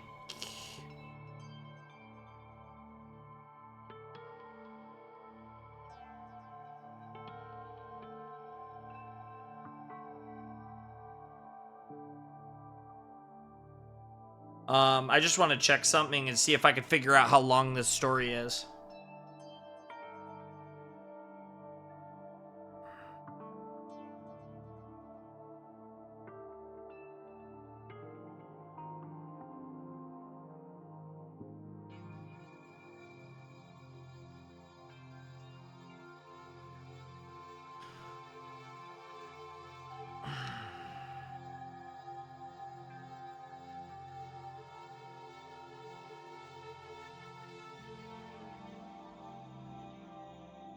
Okay, so I just looked it up, and apparently it has around 700 pages, so this is really short. So, we're gonna end the episode here, I think, because, yeah, we're basically, if it's 700, right? We're basically exactly 1/3 through. So this is going to be a short episode, and then we're going to do... So what I'm saying is we're going to do a longer episode of Danganronpa IF, and we're going to finish it in the next time. Because apparently there's about 700 pages, and we're at 233. So we're basically exactly 1/3 of the way through Danganronpa IF. And this will be a shorter episode, and then we'll do a longer episode to finish it, which means we're actually crazy close to starting the game, which is awesome. But if that is true, and there's around 700 pages...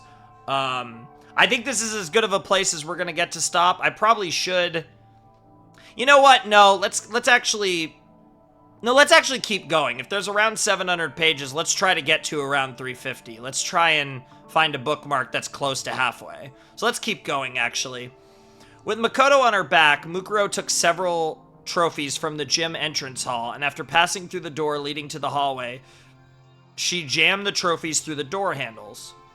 Though Sakura could easily destroy these makeshift locks, they should buy Mukuro a few extra seconds. Then Mukuro started running to the nurse's office, the place she last spoke to Makoto. Everything necessary for performing first aid could be found there. Her little sister was her enemy. Her fellow ultimate students were her enemy. Her only ally right now was Makoto, who was on the verge of death. Mukuro knew that even she wasn't her own ally right now. Amidst all this chaos, amidst her sister's betrayal and nearly being killed, she believed. She believed she was the only one who truly understood her little sister. That's why she felt like she had to protect her. That's right. You didn't do anything wrong, Junko. You just wanted to feel despair. That's all. Right? Because you love me. That's why you wanted to kill me. You were just trying to feel despair, right? This hits so much harder having just finished Danganronpa 0. Like, Jesus Christ. I'm sorry. I'm sorry I failed to bring you despair. Oh my god, I feel so bad for Mukuro. Jesus Christ. This is awful, but like amazing. But at the same time, she wondered if... Oh! Badum tish, they said the thing. If she saves Makoto and betrays her sister by disrupting her plan, wouldn't that fill her with an even stronger despair? Yo, she's finding ways to justify it. Wouldn't that make her happy? But betray Junko? What should I do? Mukuro closed her eyes and listened to Makoto's weak breaths. What should I do, Makoto? On a battlefield where all you need to do is kill and survive, Mukuro was invincible. She could suppress all her emotions and fully immerse herself in becoming a perfect killing machine. But on this twisted battlefield of daily high school life, she could no longer keep her emotions in check, especially around her little sister. Mukuro, the ultimate soldier, was beginning to question being ultimate despair. The impulses of the normal high school girl inside her were starting to affect her state of mind. Even so, the poor girl continued to run through the dark hallways, clinging to this conflict within herself. She was now walking along a narrow, hair-thin path. A path between the hope of Makoto Naegi and the despair of Junko and Oshima. Oh, that's so good. Oh, that's so good. Yep. Let's keep going. Yep, 244. Meanwhile, everyone still in the gym was left in a state of complete confusion. Toko was famous for being a prolific author, but even though she came across as unsociable and depressing, her mind-blowing transformation seemed to have just tossed all that aside. Toko is genocide Jack? Sayaka trembled with fear as Jack tilted her head and stuck out her long tongue. Huh? What's with this reception, you guys? You guys didn't know who I was? Have I been found out? Or have you known all along? And why was the sullen samurai dressed like that? That outfit didn't look good on her at all. The sullen samurai was probably referring to Mukuro. That's a cool nickname for Mukuro. Which means Toko already knew Mukuro in advance. Confronted by that shocking truth, the students had no idea where to begin talking. So many things were clearly wrong by this point. Yes, Junko's illusion is rapidly falling apart. There were a few students, such as Byakuya and Kyoko, who opted to remain calm and observe the situation. Alright, someone better spill it.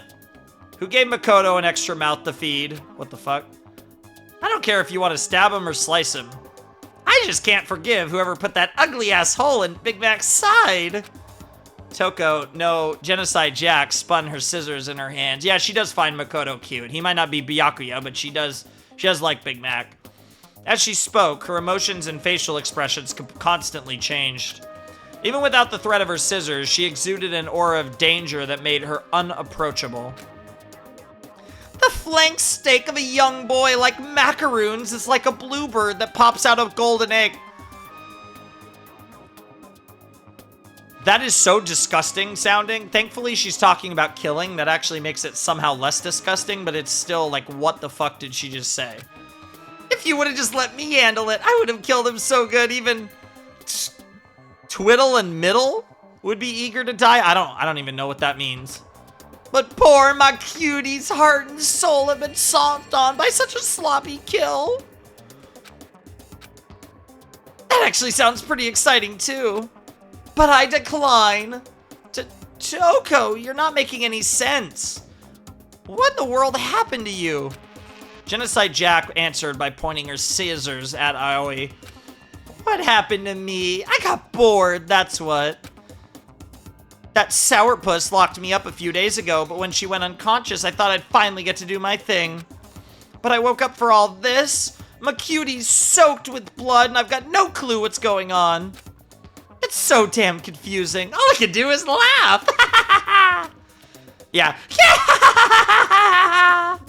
I can't do her laugh. Her laugh's so good. The English VA for Toko is amazing. Toko and Jill. No one seemed to be able to get a straight answer out of Jack, so Hifumi made a timid remark. I've dealt with girls like this in my 2D dating games, but this doesn't even compare. It's like there's an SSS difficulty level to clear, Jesus Christ, Hifumi. I can't believe you'd even think about her as someone worth clearing, mumbled Leon. It was clear that things were going nowhere, and as if she were responding to everyone else's expectations, Sakura stepped forward. She might be in the throes of confusion. I should try to restrain her for now. This is also a heavyweight battle as well. As soon as she heard that, Genocide Jack stopped moving, stuck out her lizard-like tongue, and grinned wickedly. Oh, what's up? Are you really gonna fight me, Battle Ogre? Too bad. My lovely scissors are only for cutting through adorable boys. Women should just stay home. I won't taint my scissors with your filthy blood. It seems my words are useless on you. Sakura entered a fighter stance, determined to restrain Jack, but Jack knew she couldn't win in a fair fight and adopted a strange stance of her own. In a normal fight, Jack would obviously lose to the ogre, but if Jack focused just on dodging attacks, the outcome of the fight would be hard to foresee. Of course, Genocide Jack's physical abilities were only obvious to a few of the students in the first place. The two women exchanged hostile stares as the other students gulped nervously and watched. Except for one person. Kyoko was watching something else. She was watching Monokuma, who was in the corner of the gym unmoving as white noise emitted from his speakers. Junko's decided to enter the game, perhaps? He had stopped moving the moment everyone's attention focused on Sakura and Toko. It's possible that Madara's hacking had been disrupted, but an infinite number of other possibilities were also swirling around in Kyoko's mind. She brushed back her hair with a gloved hand and continued to watch. Though she couldn't fully remember her talent, the actions she was taking right now were fueled by pure instinct. The strange situations that kept occurring in front of her were shaking her to her very core. Her mind worked diligently to scoop up countless amounts of information from her vast sea of memories. And as they were synchronizing with the synapses firing in her brain, Sakura and Toko kicked off the ground at the same time, and an intense impact rang throughout the gym.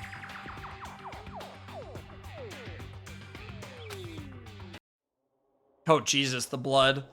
Thanks to the heated battle that was unfolding in the gymnasium, Mukuro Ikusaba was able to buy more time than she had imagined.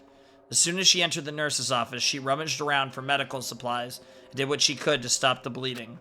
Though still quite shallow, Makoto's breathing slowly stabilized. Mukuro let out a little sigh of relief. However, even though she was somehow able to stop the bleeding, she wasn't out of the woods yet. Miraculously enough, it seemed like none of Makoto's major arteries or organs were damaged. Was this perhaps thanks to his ultimate luck? Or maybe he wasn't actually all that lucky. After all, the only sort of medical treatment he could hope for was partial at best. Mukuro couldn't decide. If only I could do a blood transfusion. Nurse's office should have had several blood packs for transfusions. Mukuro suspected that Makoto's blood type might be written in his e-handbook, but as she reached over to search his pockets... This is gonna be Junko.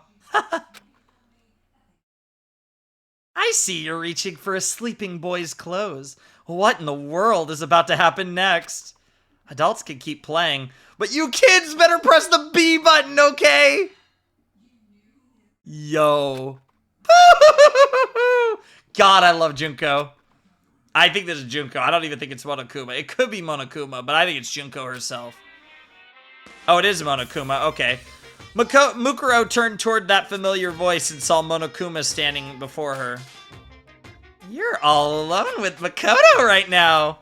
Just think of me as a cute wild animal and let your lust lead the way. As the headmaster, I must prevent any illicit sexual relationships, but physical education classes are just fine, Missy.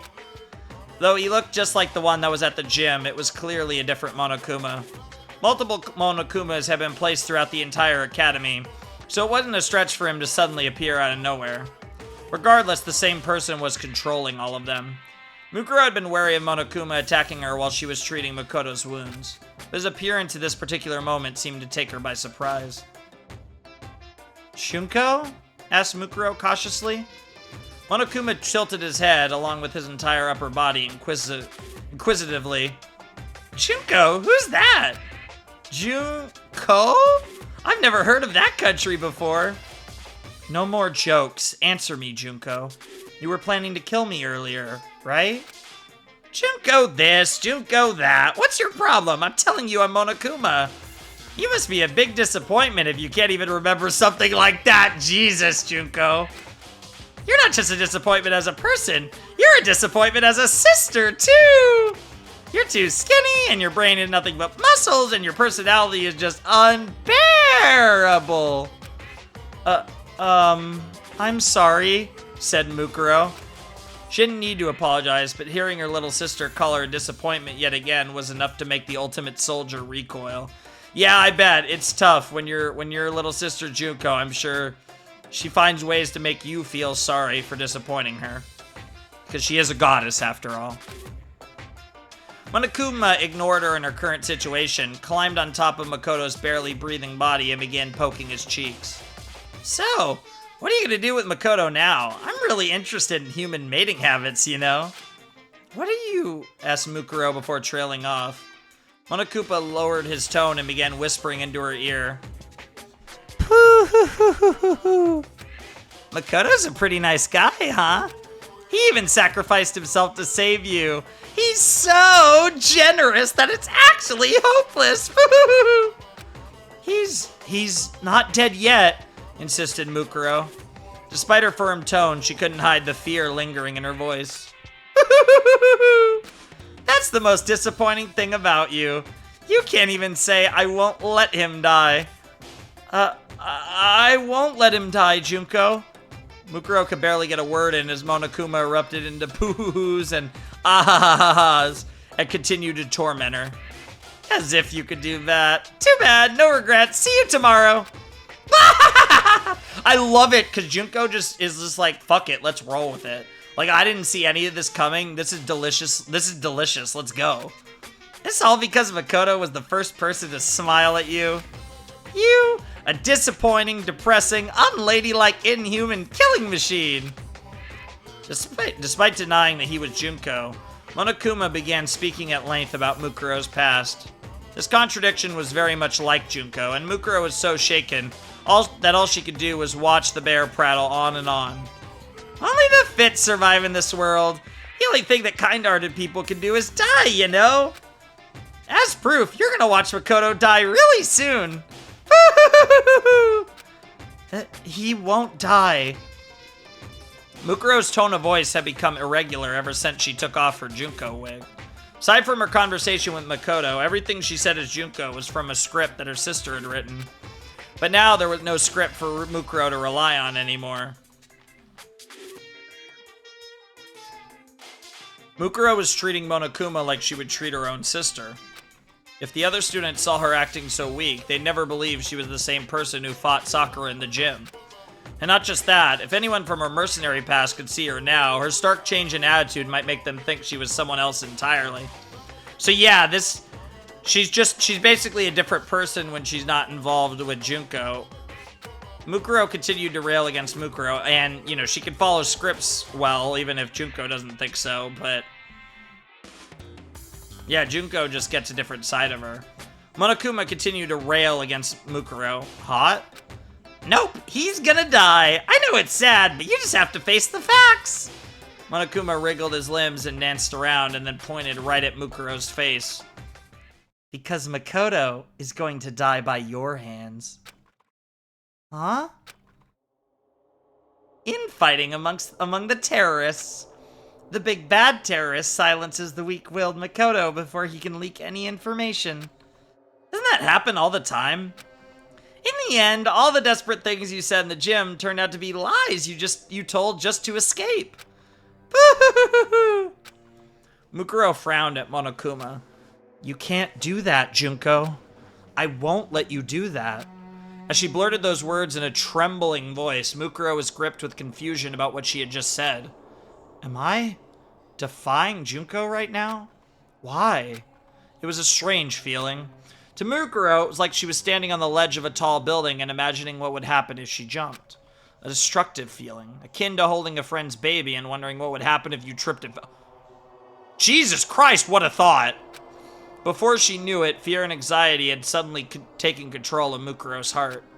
As a member of Fenrir, and as ultimate despair, Mukuro had killed innumerable people. She had handled live grenades before. She had descended from the sky in a parachute as anti-aircraft weaponry fired all around her. Her heart never wavered on the battlefield, but now it felt like it could collapse at any second. Monokuma, however, was as stable as a tree and slightly tilted his head to the side. Huh? Weren't you listening to my story? I'm not the one who's gonna kill Makoto. You are. What are you saying, Junko? Monokuma began giving a strange explanation to a very confused Mukuro. Do you know what the suspension bridge effect really means? It means you push the person you love off a bridge and they'll be yours for eternity. Oh my god. Danganronpa 0. And actually Danganronpa Trigger Happy Havoc. Junko did this both to Matsuda and to Mukuro. And now she's gonna gaslight Mukuro into doing it because she loves Makoto. What the? Bro, how does Junko just keep getting better? Like, I don't say this lightly to say that Junko is a contender for my favorite, like, waifu of all time. Like, I love this woman. She is a goddess. She is absolutely a goddess at the very least. She's on the highest tier, that's for sure. Fucking hell. I haven't heard that at all. And the funny thing is, she might just be making it up, but it does line up with things she's done. Life doesn't always follow what your textbooks say. It's sad, but that's what love is. His words made no sense, and Mukuro couldn't think of anything to say as she stood there dumbfounded. Meanwhile, Monokuma continued his little speech, intentionally saying things meant to antagonize Mukuro. Basically, this is your big chance, you know? If you kill Makoto right here and now, no one will ever take him away from you again. Makoto Naegi, dead by dawn. The last name he ever spoke was Mukuro Ikusaba. The last person he ever smiled at was Mukuro Ikusaba. Doesn't that sound wonderful? Dude, I'm just half waiting for, oh, and if you want, you can take his virginity while you're at it. Because I know that kid's definitely a virgin. I know you are too, except for that one time with me. I mean, what? The worst part is, I wish that was more of a joke, but like Junko, I don't know. I feel like Mukuro would like it, but maybe it would also give her despair. I don't even know. Fucking hell. There was a certain appeal to Monokuma's twisted suggestion, and Mukuro found herself unsure of her own judgment. Yep, because this is the thing. Mukuro might not be the ultimate despair, but she's still an ultimate despair. And while she might not be Junko herself, she's still Junko's sister, so in a weird way, she would probably find this appealing. This is wrong. It has to be wrong. But it's really Junko saying all this. So doesn't that mean it's right? Jesus Christ. No, this isn't Junko, it's Monokuma. Monokuma. And are you sure you want to help Makoto? Once he gets better, he's gonna know everything. He'll know what you did to your classmates. I can't believe you would actually erase your friends' memories of their time together and force them to kill each other. Makoto might get mad at you and say, our real enemy isn't the bear, it's her. Do you really want him to blame you for this? Mukuro's face turned pale. Or are you going to kill the others?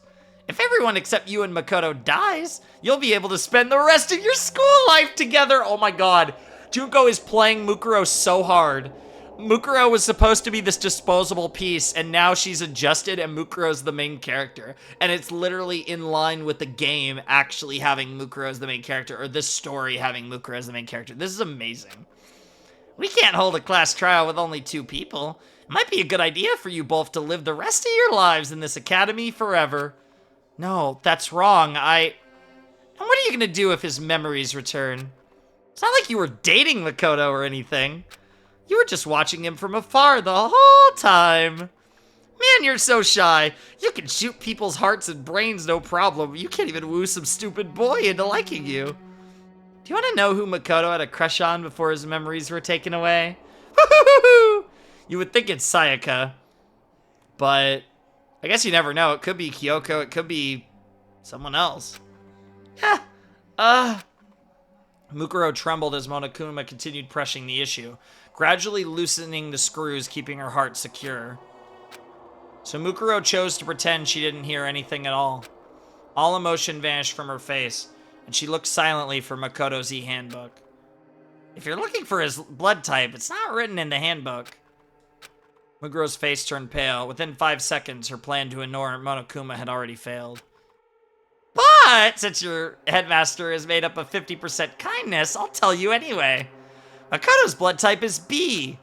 As soon as she heard him say that, all the anxiety, horror, hostility, malice, and dread churning within Mukuro had completely vanished. Thank you, Junko! I love you so much, big sister. Or little sister. I'll get on my knees for you anytime. Just tell me. Mukuro's eyes sparkled without a hint of suspicion. The fact that she just outright just fully believes Junko. This is so weird. Mukuro's dynamic with Junko is so weird, and I'm here for it. So she turned her back to Monokuma without a hint of suspicion and walked towards the refrigerator containing the blood packs. Fresh blood packs should have been prepared before the plan took effect. They'll last in cold storage for 21 days. They should still be good. Despite her emotionless face, Mukuro let herself feel a small amount of satisfaction. She took a blood pack from the refrigerator. It's so weird with the music, too. Everything's happy. As Monokuma watched her, his normally emotionless eyes twitched ever so slightly. If a third party could see his face right now, or even if the other students could see his face right now, they'd wonder, is Monokuma surprised? That's right. They'd have the same shocked look on their faces as if they were seeing Monokuma for the first time. At that moment, a whisper crept out of Monokuma's emotionless face. There should be a limit to how disappointing you can be. It was far quieter than a mosquito's wings. Even with her battle-hardened hearing, Mukuro couldn't hear what he said. That's the thing, right? So, like, Junko actually, I think, got a little excited at the thought of Mukuro defying her. And then Mukuro just immediately falls back into full, like, unabashed, total faith in Junko. And it's like, wow, what a loser. Monokuma shook his head and the voice returned to normal. It's not like I care that you, the ultimate despair, has hope in anything. It's not like I expected much from you to begin with. So this'll at least help me feel despair. But seriously, you disappoint me. Just so you know, despair and disappointment are completely different things, okay? They're as different as bears and pandas, wow. Wow. What are you... Mukuro's body started to shake as she turned back to look at Monokuma. She hadn't started talking any differently than usual. Junko hadn't turned off the voice modulator and started talking in a real voice or anything. And yet, Mukuro was utterly terrified. She was terrified on instinct. Not as a soldier. Half the reason she was terrified was because of her instincts as the ultimate despair. And the other half was because she was Junko's older sister. Even through Monokuma, her instincts was telling her that Junko was annoyed with her. Junko? Why are you annoyed? Is it because I betrayed you? No, that part's actually fun. Or is it because I didn't die like you wanted me to? Ugh, I'm beyond annoyed. I'm really, really angry and I'm really, really disappointed right now. I'm so pissed I could take a rage nap right now. Monokuma's anger didn't seem any different from his usual anger toward the students, but Mukuro could instinctively sense another emotion mixed with it. Right now, she could feel that Junko was feeling hopeless disappointment. It's normal for someone who's disappointed to lose hope. But for ultimate despair, disappointment means something else entirely. To them, disappointment was tantamount to losing despair itself. Mukuro was a member of Ultimate Despair. At her sister's behest, Mukuro had soiled her hands many times in order to fill the world with despair. Despite her pride toward being a member of Ultimate Despair, there was a clear difference between Mukuro and her sister. Junko no Shima was despair incarnate. She was born in despair, letting it infect other people's hopes so it could rot them from the inside out, twisting them into her own image. For Junko, feeling hope was its own despair. Creating despair in others created despair in herself, which caused her to feel both intense pain and intense bliss. Junko had walked the fracture created from the conflict between pleasure and penance all her life. Eventually, the fracture would widen until it swallowed the world and tore it in half. But Mukuro, on the other hand, had neither hope nor despair for the world. At least, not when she was a member of Fenrir. Ever since she was a child, Mukuro believed she was meant to spread despair because of her sister. She didn't harbor any ill will toward the world. She simply accepted she was meant to spread despair, and chose to walk the same path as her sister. The doubt she felt was only a recent development. When Junko told her about the plan, when she watched the world burn at the hands of terrorists wearing Monokuma masks, she never wavered once. However, as soon as she heard about her sister's plan to make their classmates kill each other, Makoto included, a strange feeling began to stir within her, and now she's acknowledging that the second she heard this part of the plan, she felt weird about it. What started as a seed of doubt soon grew into a thorny vine ensnaring Mukuro's feet. As soon as she disguised herself as Junko and finished meeting with the other students, as soon as she had confirmed that everyone's memories had been completely taken away, that vine began tightening around Mukuro's heart. They're gone. Junko's the only one who knows about me now. That's it. But that's no problem. It's just like old times. Things will never go back to how they used to be. But that's fine. This should be fine. She had relinquished the past 2 years she had spent with her friends so she could betray them and deliver death and despair onto them. Though her heart ached, Mukuro was beyond feeling guilt or remorse for her actions. But the question, why does my heart ache like this, still remained unanswered, because deep down you enjoyed having friends and you enjoyed living a regular life. Perhaps that's why she spent so much time talking to Makoto when he was in the nurse's office. And when Makoto gave her that one particular answer, something changed inside her. In return, I promise that if I do decide to kill someone, it won't be you. The words Mukuro blurted out to Makoto weren't improvised to further her role as Junko. It was an honest sentiment from the bottom of her heart. She was even planning to ask Junko herself if Makoto could somehow be spared from her plan. Over the past 2 years, Mukuro's interests had slowly been shifting away from her sister and toward the world itself. By extension, her interests also included Makoto, the first person to ever smile at her and make her feel connected to the world. He was like a sapling of pure honesty that had taken root in Mukuro's heart. But by the time she realized that, the tree had already rotted. As Mukuro struggled to understand the situation, Monokuma let out a sigh and said, I wonder which part of you is a wolf anyway. You're just a jog that blindly follows Junko's orders. What does the tattoo on your hand even mean? Are you just a bitch who's pledged her loyalty to her owner? Jesus. Kind of. I bet Toko would say that. I'm positive. Huh? Monokuma continued to talk as Mukuro stood in confusion. Damn, that's actually kind of fucked up, but like the symbolism. I mean, she is Junko's dog of war in many senses. I guess it would not be hyperbole to refer to her as Junko's bitch, and I'm sure Mukuro would be happy to hear that in most scenarios. I was obviously lying when I said Makoto's blood type is B. What? You lied?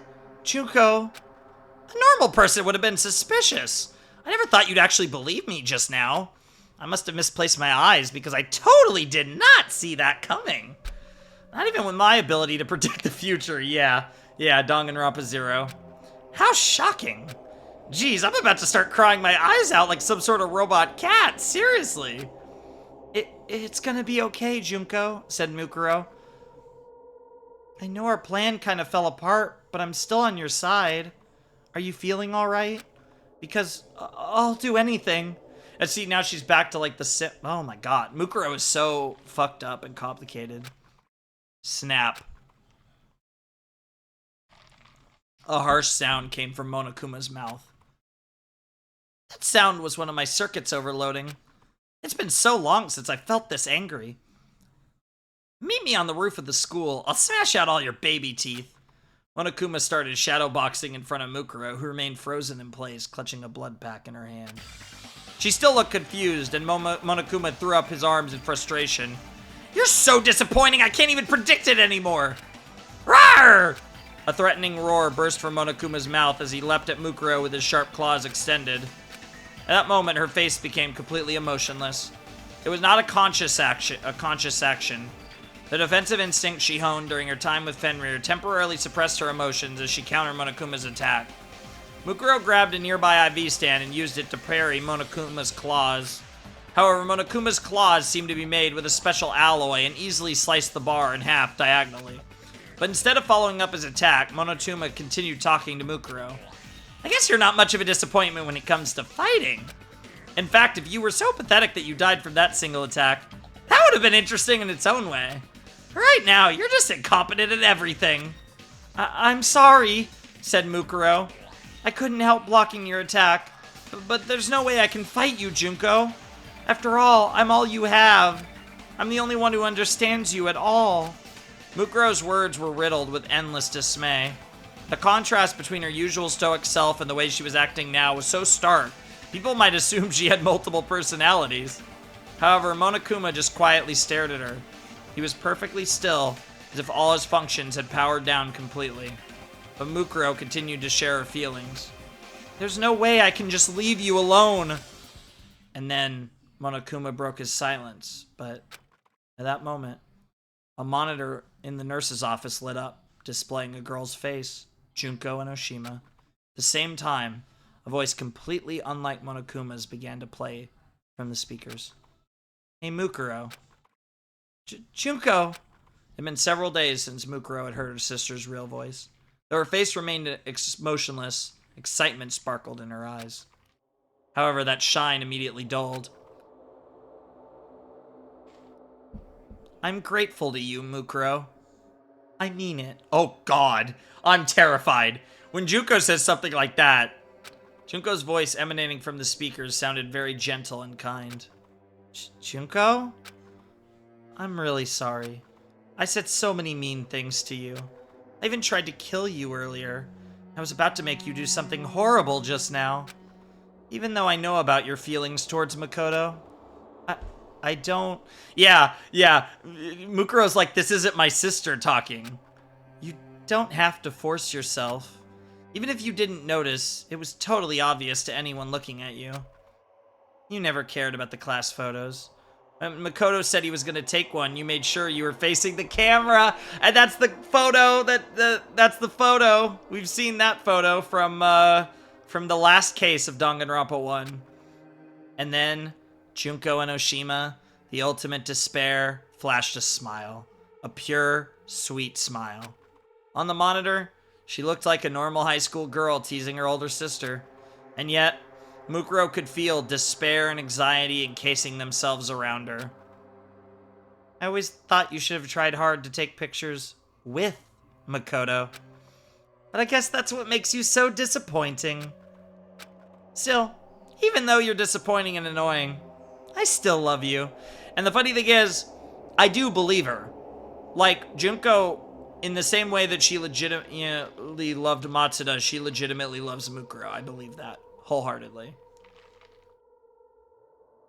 That's part of what makes her even more fucked up. Mukuro trembled upon hearing those words. I love you. That's all she ever wanted to hear her sister say. Yeah, Junko's been saving this one in her back pocket.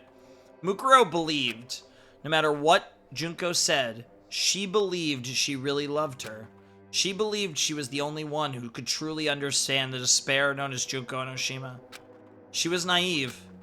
As soon as she heard Junko say, I love you, Mukuro realized she never completely understood her sister. It was only at this moment that Mukuro finally understood her sister's feelings. Junko's words right now were kind. Perhaps that kindness was completely honest. The words I love you might have been true as well. However, for Junko and Oshima, this was her way of saying goodbye. She was severing the ties between them. It was painfully clear to Mukuro. And then, before she could even say anything, the girl in the monitor made a remark that cut Mukuro to the bone. I'm sure someday you'll make your dreams come true. Ultimate despairs never talk to each other like this. A simple truth stabbed into Mukuro's heart. Junko had no further use for her. Her own sister was parting ways with her. Mukuro had dedicated over 10 years of her life to the cause of ultimate despair. And at this moment, it all counted for nothing. And to be fair, not only do I actually believe that Junko's being genuine, I also believe, in the end, she is also genuine about being despair incarnate, because she knows that nothing's gonna hurt Mukuro like what she's doing right now. But those years no longer mattered to Mukuro. Her sister's rejection was more than enough to send her into the depths of despair, and Junko knows that, of course. That's why Mukuro, even now, clung to a small sliver of hope. Meanwhile, Junko was still on the monitor. Yeah, right! Did you really think I'd say something that nice? You're so annoying. Can't you just hurry up and disappear already? Mukuro hoped Junko would say something like that. She hoped that she'd start verbally abusing her again, or call her useless and incompetent. Mukuro was no masochist. Well, debatable, but she'd prefer to be showered with bullets and contempt than endure this kind of emotional pain. But I love you, Mukuro. Bye-bye. The monitor went black. Jesus Christ. And she's so used to that where it's like Junko's like, just kidding. There was no just kidding this time. Leaving Mukuro to process the horrible goodbye she just received. And as if on cue, Monokuma started moving again. Isn't family love so nice? By the way, did you know that in about half of all murder cases, the killer is a family member? Monokuma spoke in his usual tone of voice, but it was unclear if his words were getting through to Mukuro. Mukuro let the blood plaque in her hand fall to the floor and tightened her grip on the iron bar she was still holding. I'm sorry. I'm sorry. I'm sorry. I'm sorry. Junko, I'm so sorry. I'm sorry. She mumbled quietly as if she were chanting a spell and walked past the blood pack on the floor to Makoto's bedside with the iron bar in her hands. I'll do it properly. I'll make sure I do it. Oh, said Monokuma, perking up.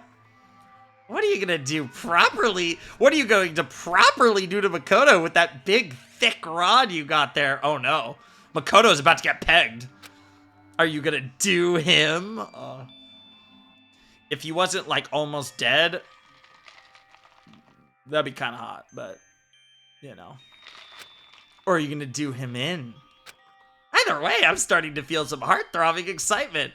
Honestly, that's the thing. Junko's like, do something. Like, kill him, fuck him, like, just do something, please. Mukuro looked like she had been completely broken. Monokuma walked closer to her with eager anticipation. Suddenly, Monokuma's body silently floated into the air. Huh? With no expression on his face, Monokuma tried to see what had just happened to him. In the blink of an eye, an iron bar ripped through his body. The tip of the bar, which had been cut diagonally earlier into a sharp point, went straight through Monokuma and stabbed into a surveillance camera. The lens was completely destroyed and the camera shot out sparks as it broke down. The iron bar was still stabbed into the surveillance camera as Monokuma dangled from the other end. That would be such a cool visual. Oh man. Again, anyone wants to pop on my Discord, send me fan art. We got any fan art like this? That sounds so sick. Probably nobody's drawn that, but someone should. He opened his mouth as if to say something, but only static came out. A few seconds later, his functions came to a complete stop. Holy shit, Mukuro. Without making a sound at all, Mukuro had kicked Monokuma into the air. As soon as Monokuma's power source and his bomb circuit had perfectly aligned with the surveillance camera in the nurse's office, Mukuro plunged the iron bar into all three of them. No normal human has the skill to utilize such a technique, not even an ultimate. All the hesitation within Mukuro had vanished. Her eyes sparkled like a panther stalking its prey at night. A tense aura surrounded Mukuro, even more so than when she fought Sakura earlier. Ignoring Monokuma's lifeless form, she looked at Makoto as he breathed softly and remembered her sister's parting words. So this is despair, she mumbled to herself. I'm so sorry, Junko. I never really understood what despair was. She spoke without emotion, like a machine. But it's going to be all right now. I finally understand. Hidden within her, passions began to stir. This is so cool. And it's like, after that, it's like now, I thought I was the only person that understood you, but only now do I actually understand you. That's so cool. So, I'll make sure I make you happy, Junko. I'll make sure I fill you with despair. Bro, this fucking relationship is insane. The idea That she's like, because I assume it's like, I'm going to ruin everything you've tried to accomplish. Because I know that I'll fill you with the despair you so desperately crave. I'll save Makoto. I'll make sure the others don't die. I'll let them escape from this place. I'll deal with the people on the outside, too. You invested so much time and killed so many people for the sake of this plan, and I'll destroy every last remnant of it for you. Oh my god. The writing is so clever for this. Wow. That's actually unbelievable. I think we're going to get a cutoff any time now. This was not an act of vengeance towards the sister who had abandoned her. This is an act of understanding and acceptance. This was an act of mercy. Sure, let's go with that. Stuck between the ultimate despair and the hope she gained from Makoto, Mukuro was being refined into something that was unlike despair or hope, and she had no way of knowing where her path would lead. Holy shit. Let's go. Give me the bookmark. And 377, that's perfect. That's perfect. Holy shit. What a fucking crazy... Oops, I didn't want to do that. No, I don't want to read this. I don't want to read this. No, no, not L1. Shit, how do I... Yeah, it's not L1. What the fuck? What's the button? No, seriously, what's the button? No, what the hell? I literally just forgot the button. There we go, there we go. Yeah, return to title. Yep. I put my bookmark where I want it. Holy shit, ladies and gentlemen.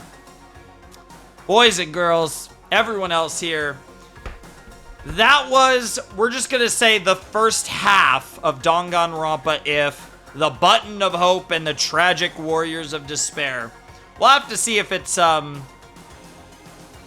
have to see if it ends up being finishable in the second episode, but if my information's correct, we will plan to finish Danganronpa IF in the next episode, which means not only would we be wrapping that up next episode, but also that would mean the following episode would be the beginning of Danganronpa Ultra Despair Girl. So we might actually be really close to playing Danganronpa, the next Danganronpa game, which I know is the main thing you guys are looking forward to, is the game and the anime are the two big things.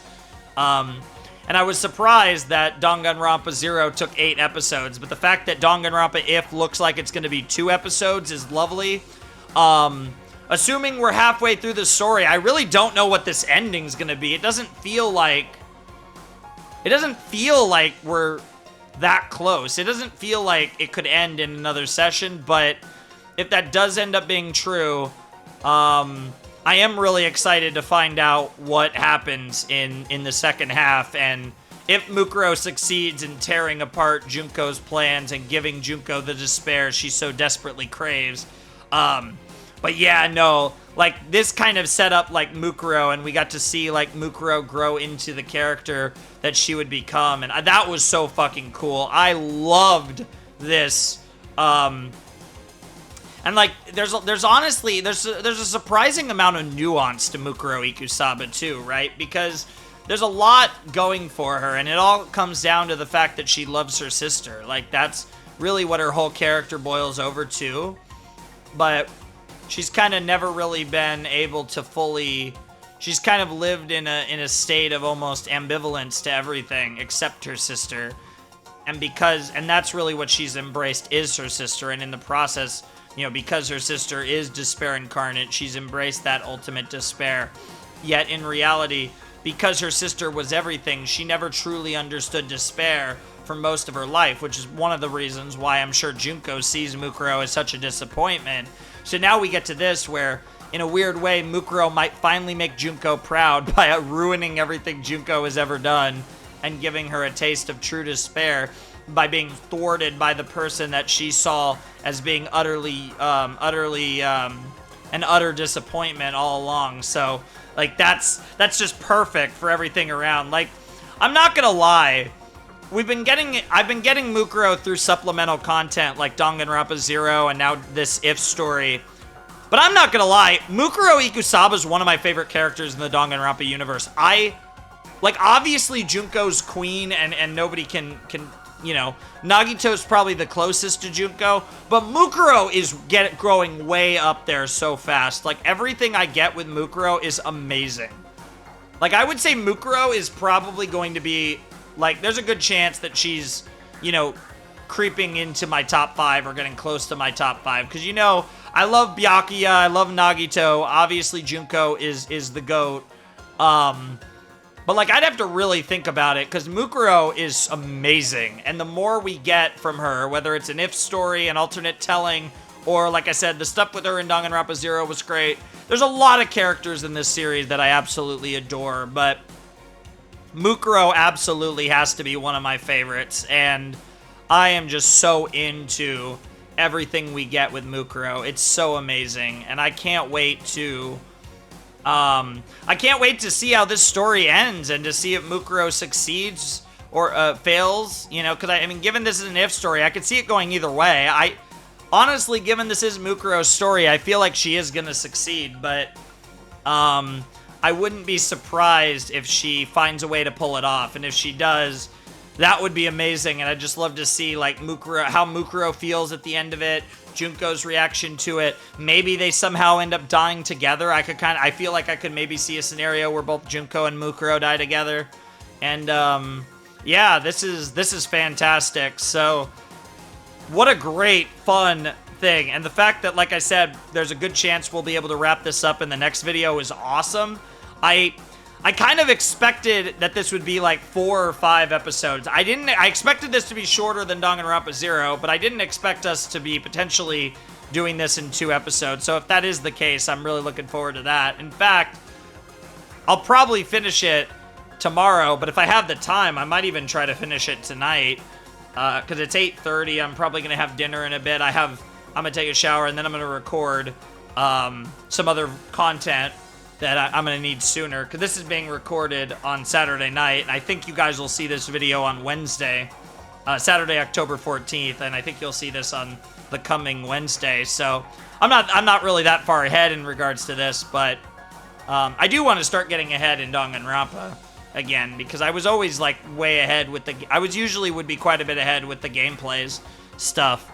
And it seems like we're going to be getting back to the gameplay portion of our Danganronpa series very soon, so I'm looking forward to that. But whatever the case may be, that was a hell of a lot of fun. I'm excited for part 2, which might be the finale or might not be the finale, but whatever the case may be, that's going to do it for our first episode of Danganronpa Trigger Happy Havoc IF, The Button to Hope and the Tragic Warriors of Despair.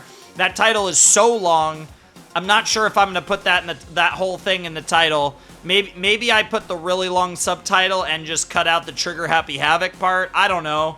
But whatever I call it, this was the first episode. Next episode might be the finale. I have no idea. If you guys... I mean, honestly, I'd say you guys can confirm or deny in the comments how close I am. But honestly, I will probably have at least recorded the second episode, if not the finale, before you guys see this. I plan to get through this really quick. I plan to grind this over the coming week, basically however many sessions it took, and apparently I might not really have to. So who knows? But for all I know, by the time you guys see this, I might have even started UDG. Who knows? But whatever the case may be, this was awesome. I had a ton of fun. I'm looking forward to more and excited to maybe finish it next time. But whatever the case may be, I feel like I'm repeating myself a little too much. So if you want to support the channel, my Patreon's down below in the description. My Discord server is also down there. Like I said, if you ever want to send me, you know, like I said, I always get these moments where I'm like, damn, that'd be cool fan art. But obviously, because I'm not caught up to this series, I can't really look up fan art. I can only, any fan art that you see on the channel, I procure that from friends who, you know, help me or whatever, right?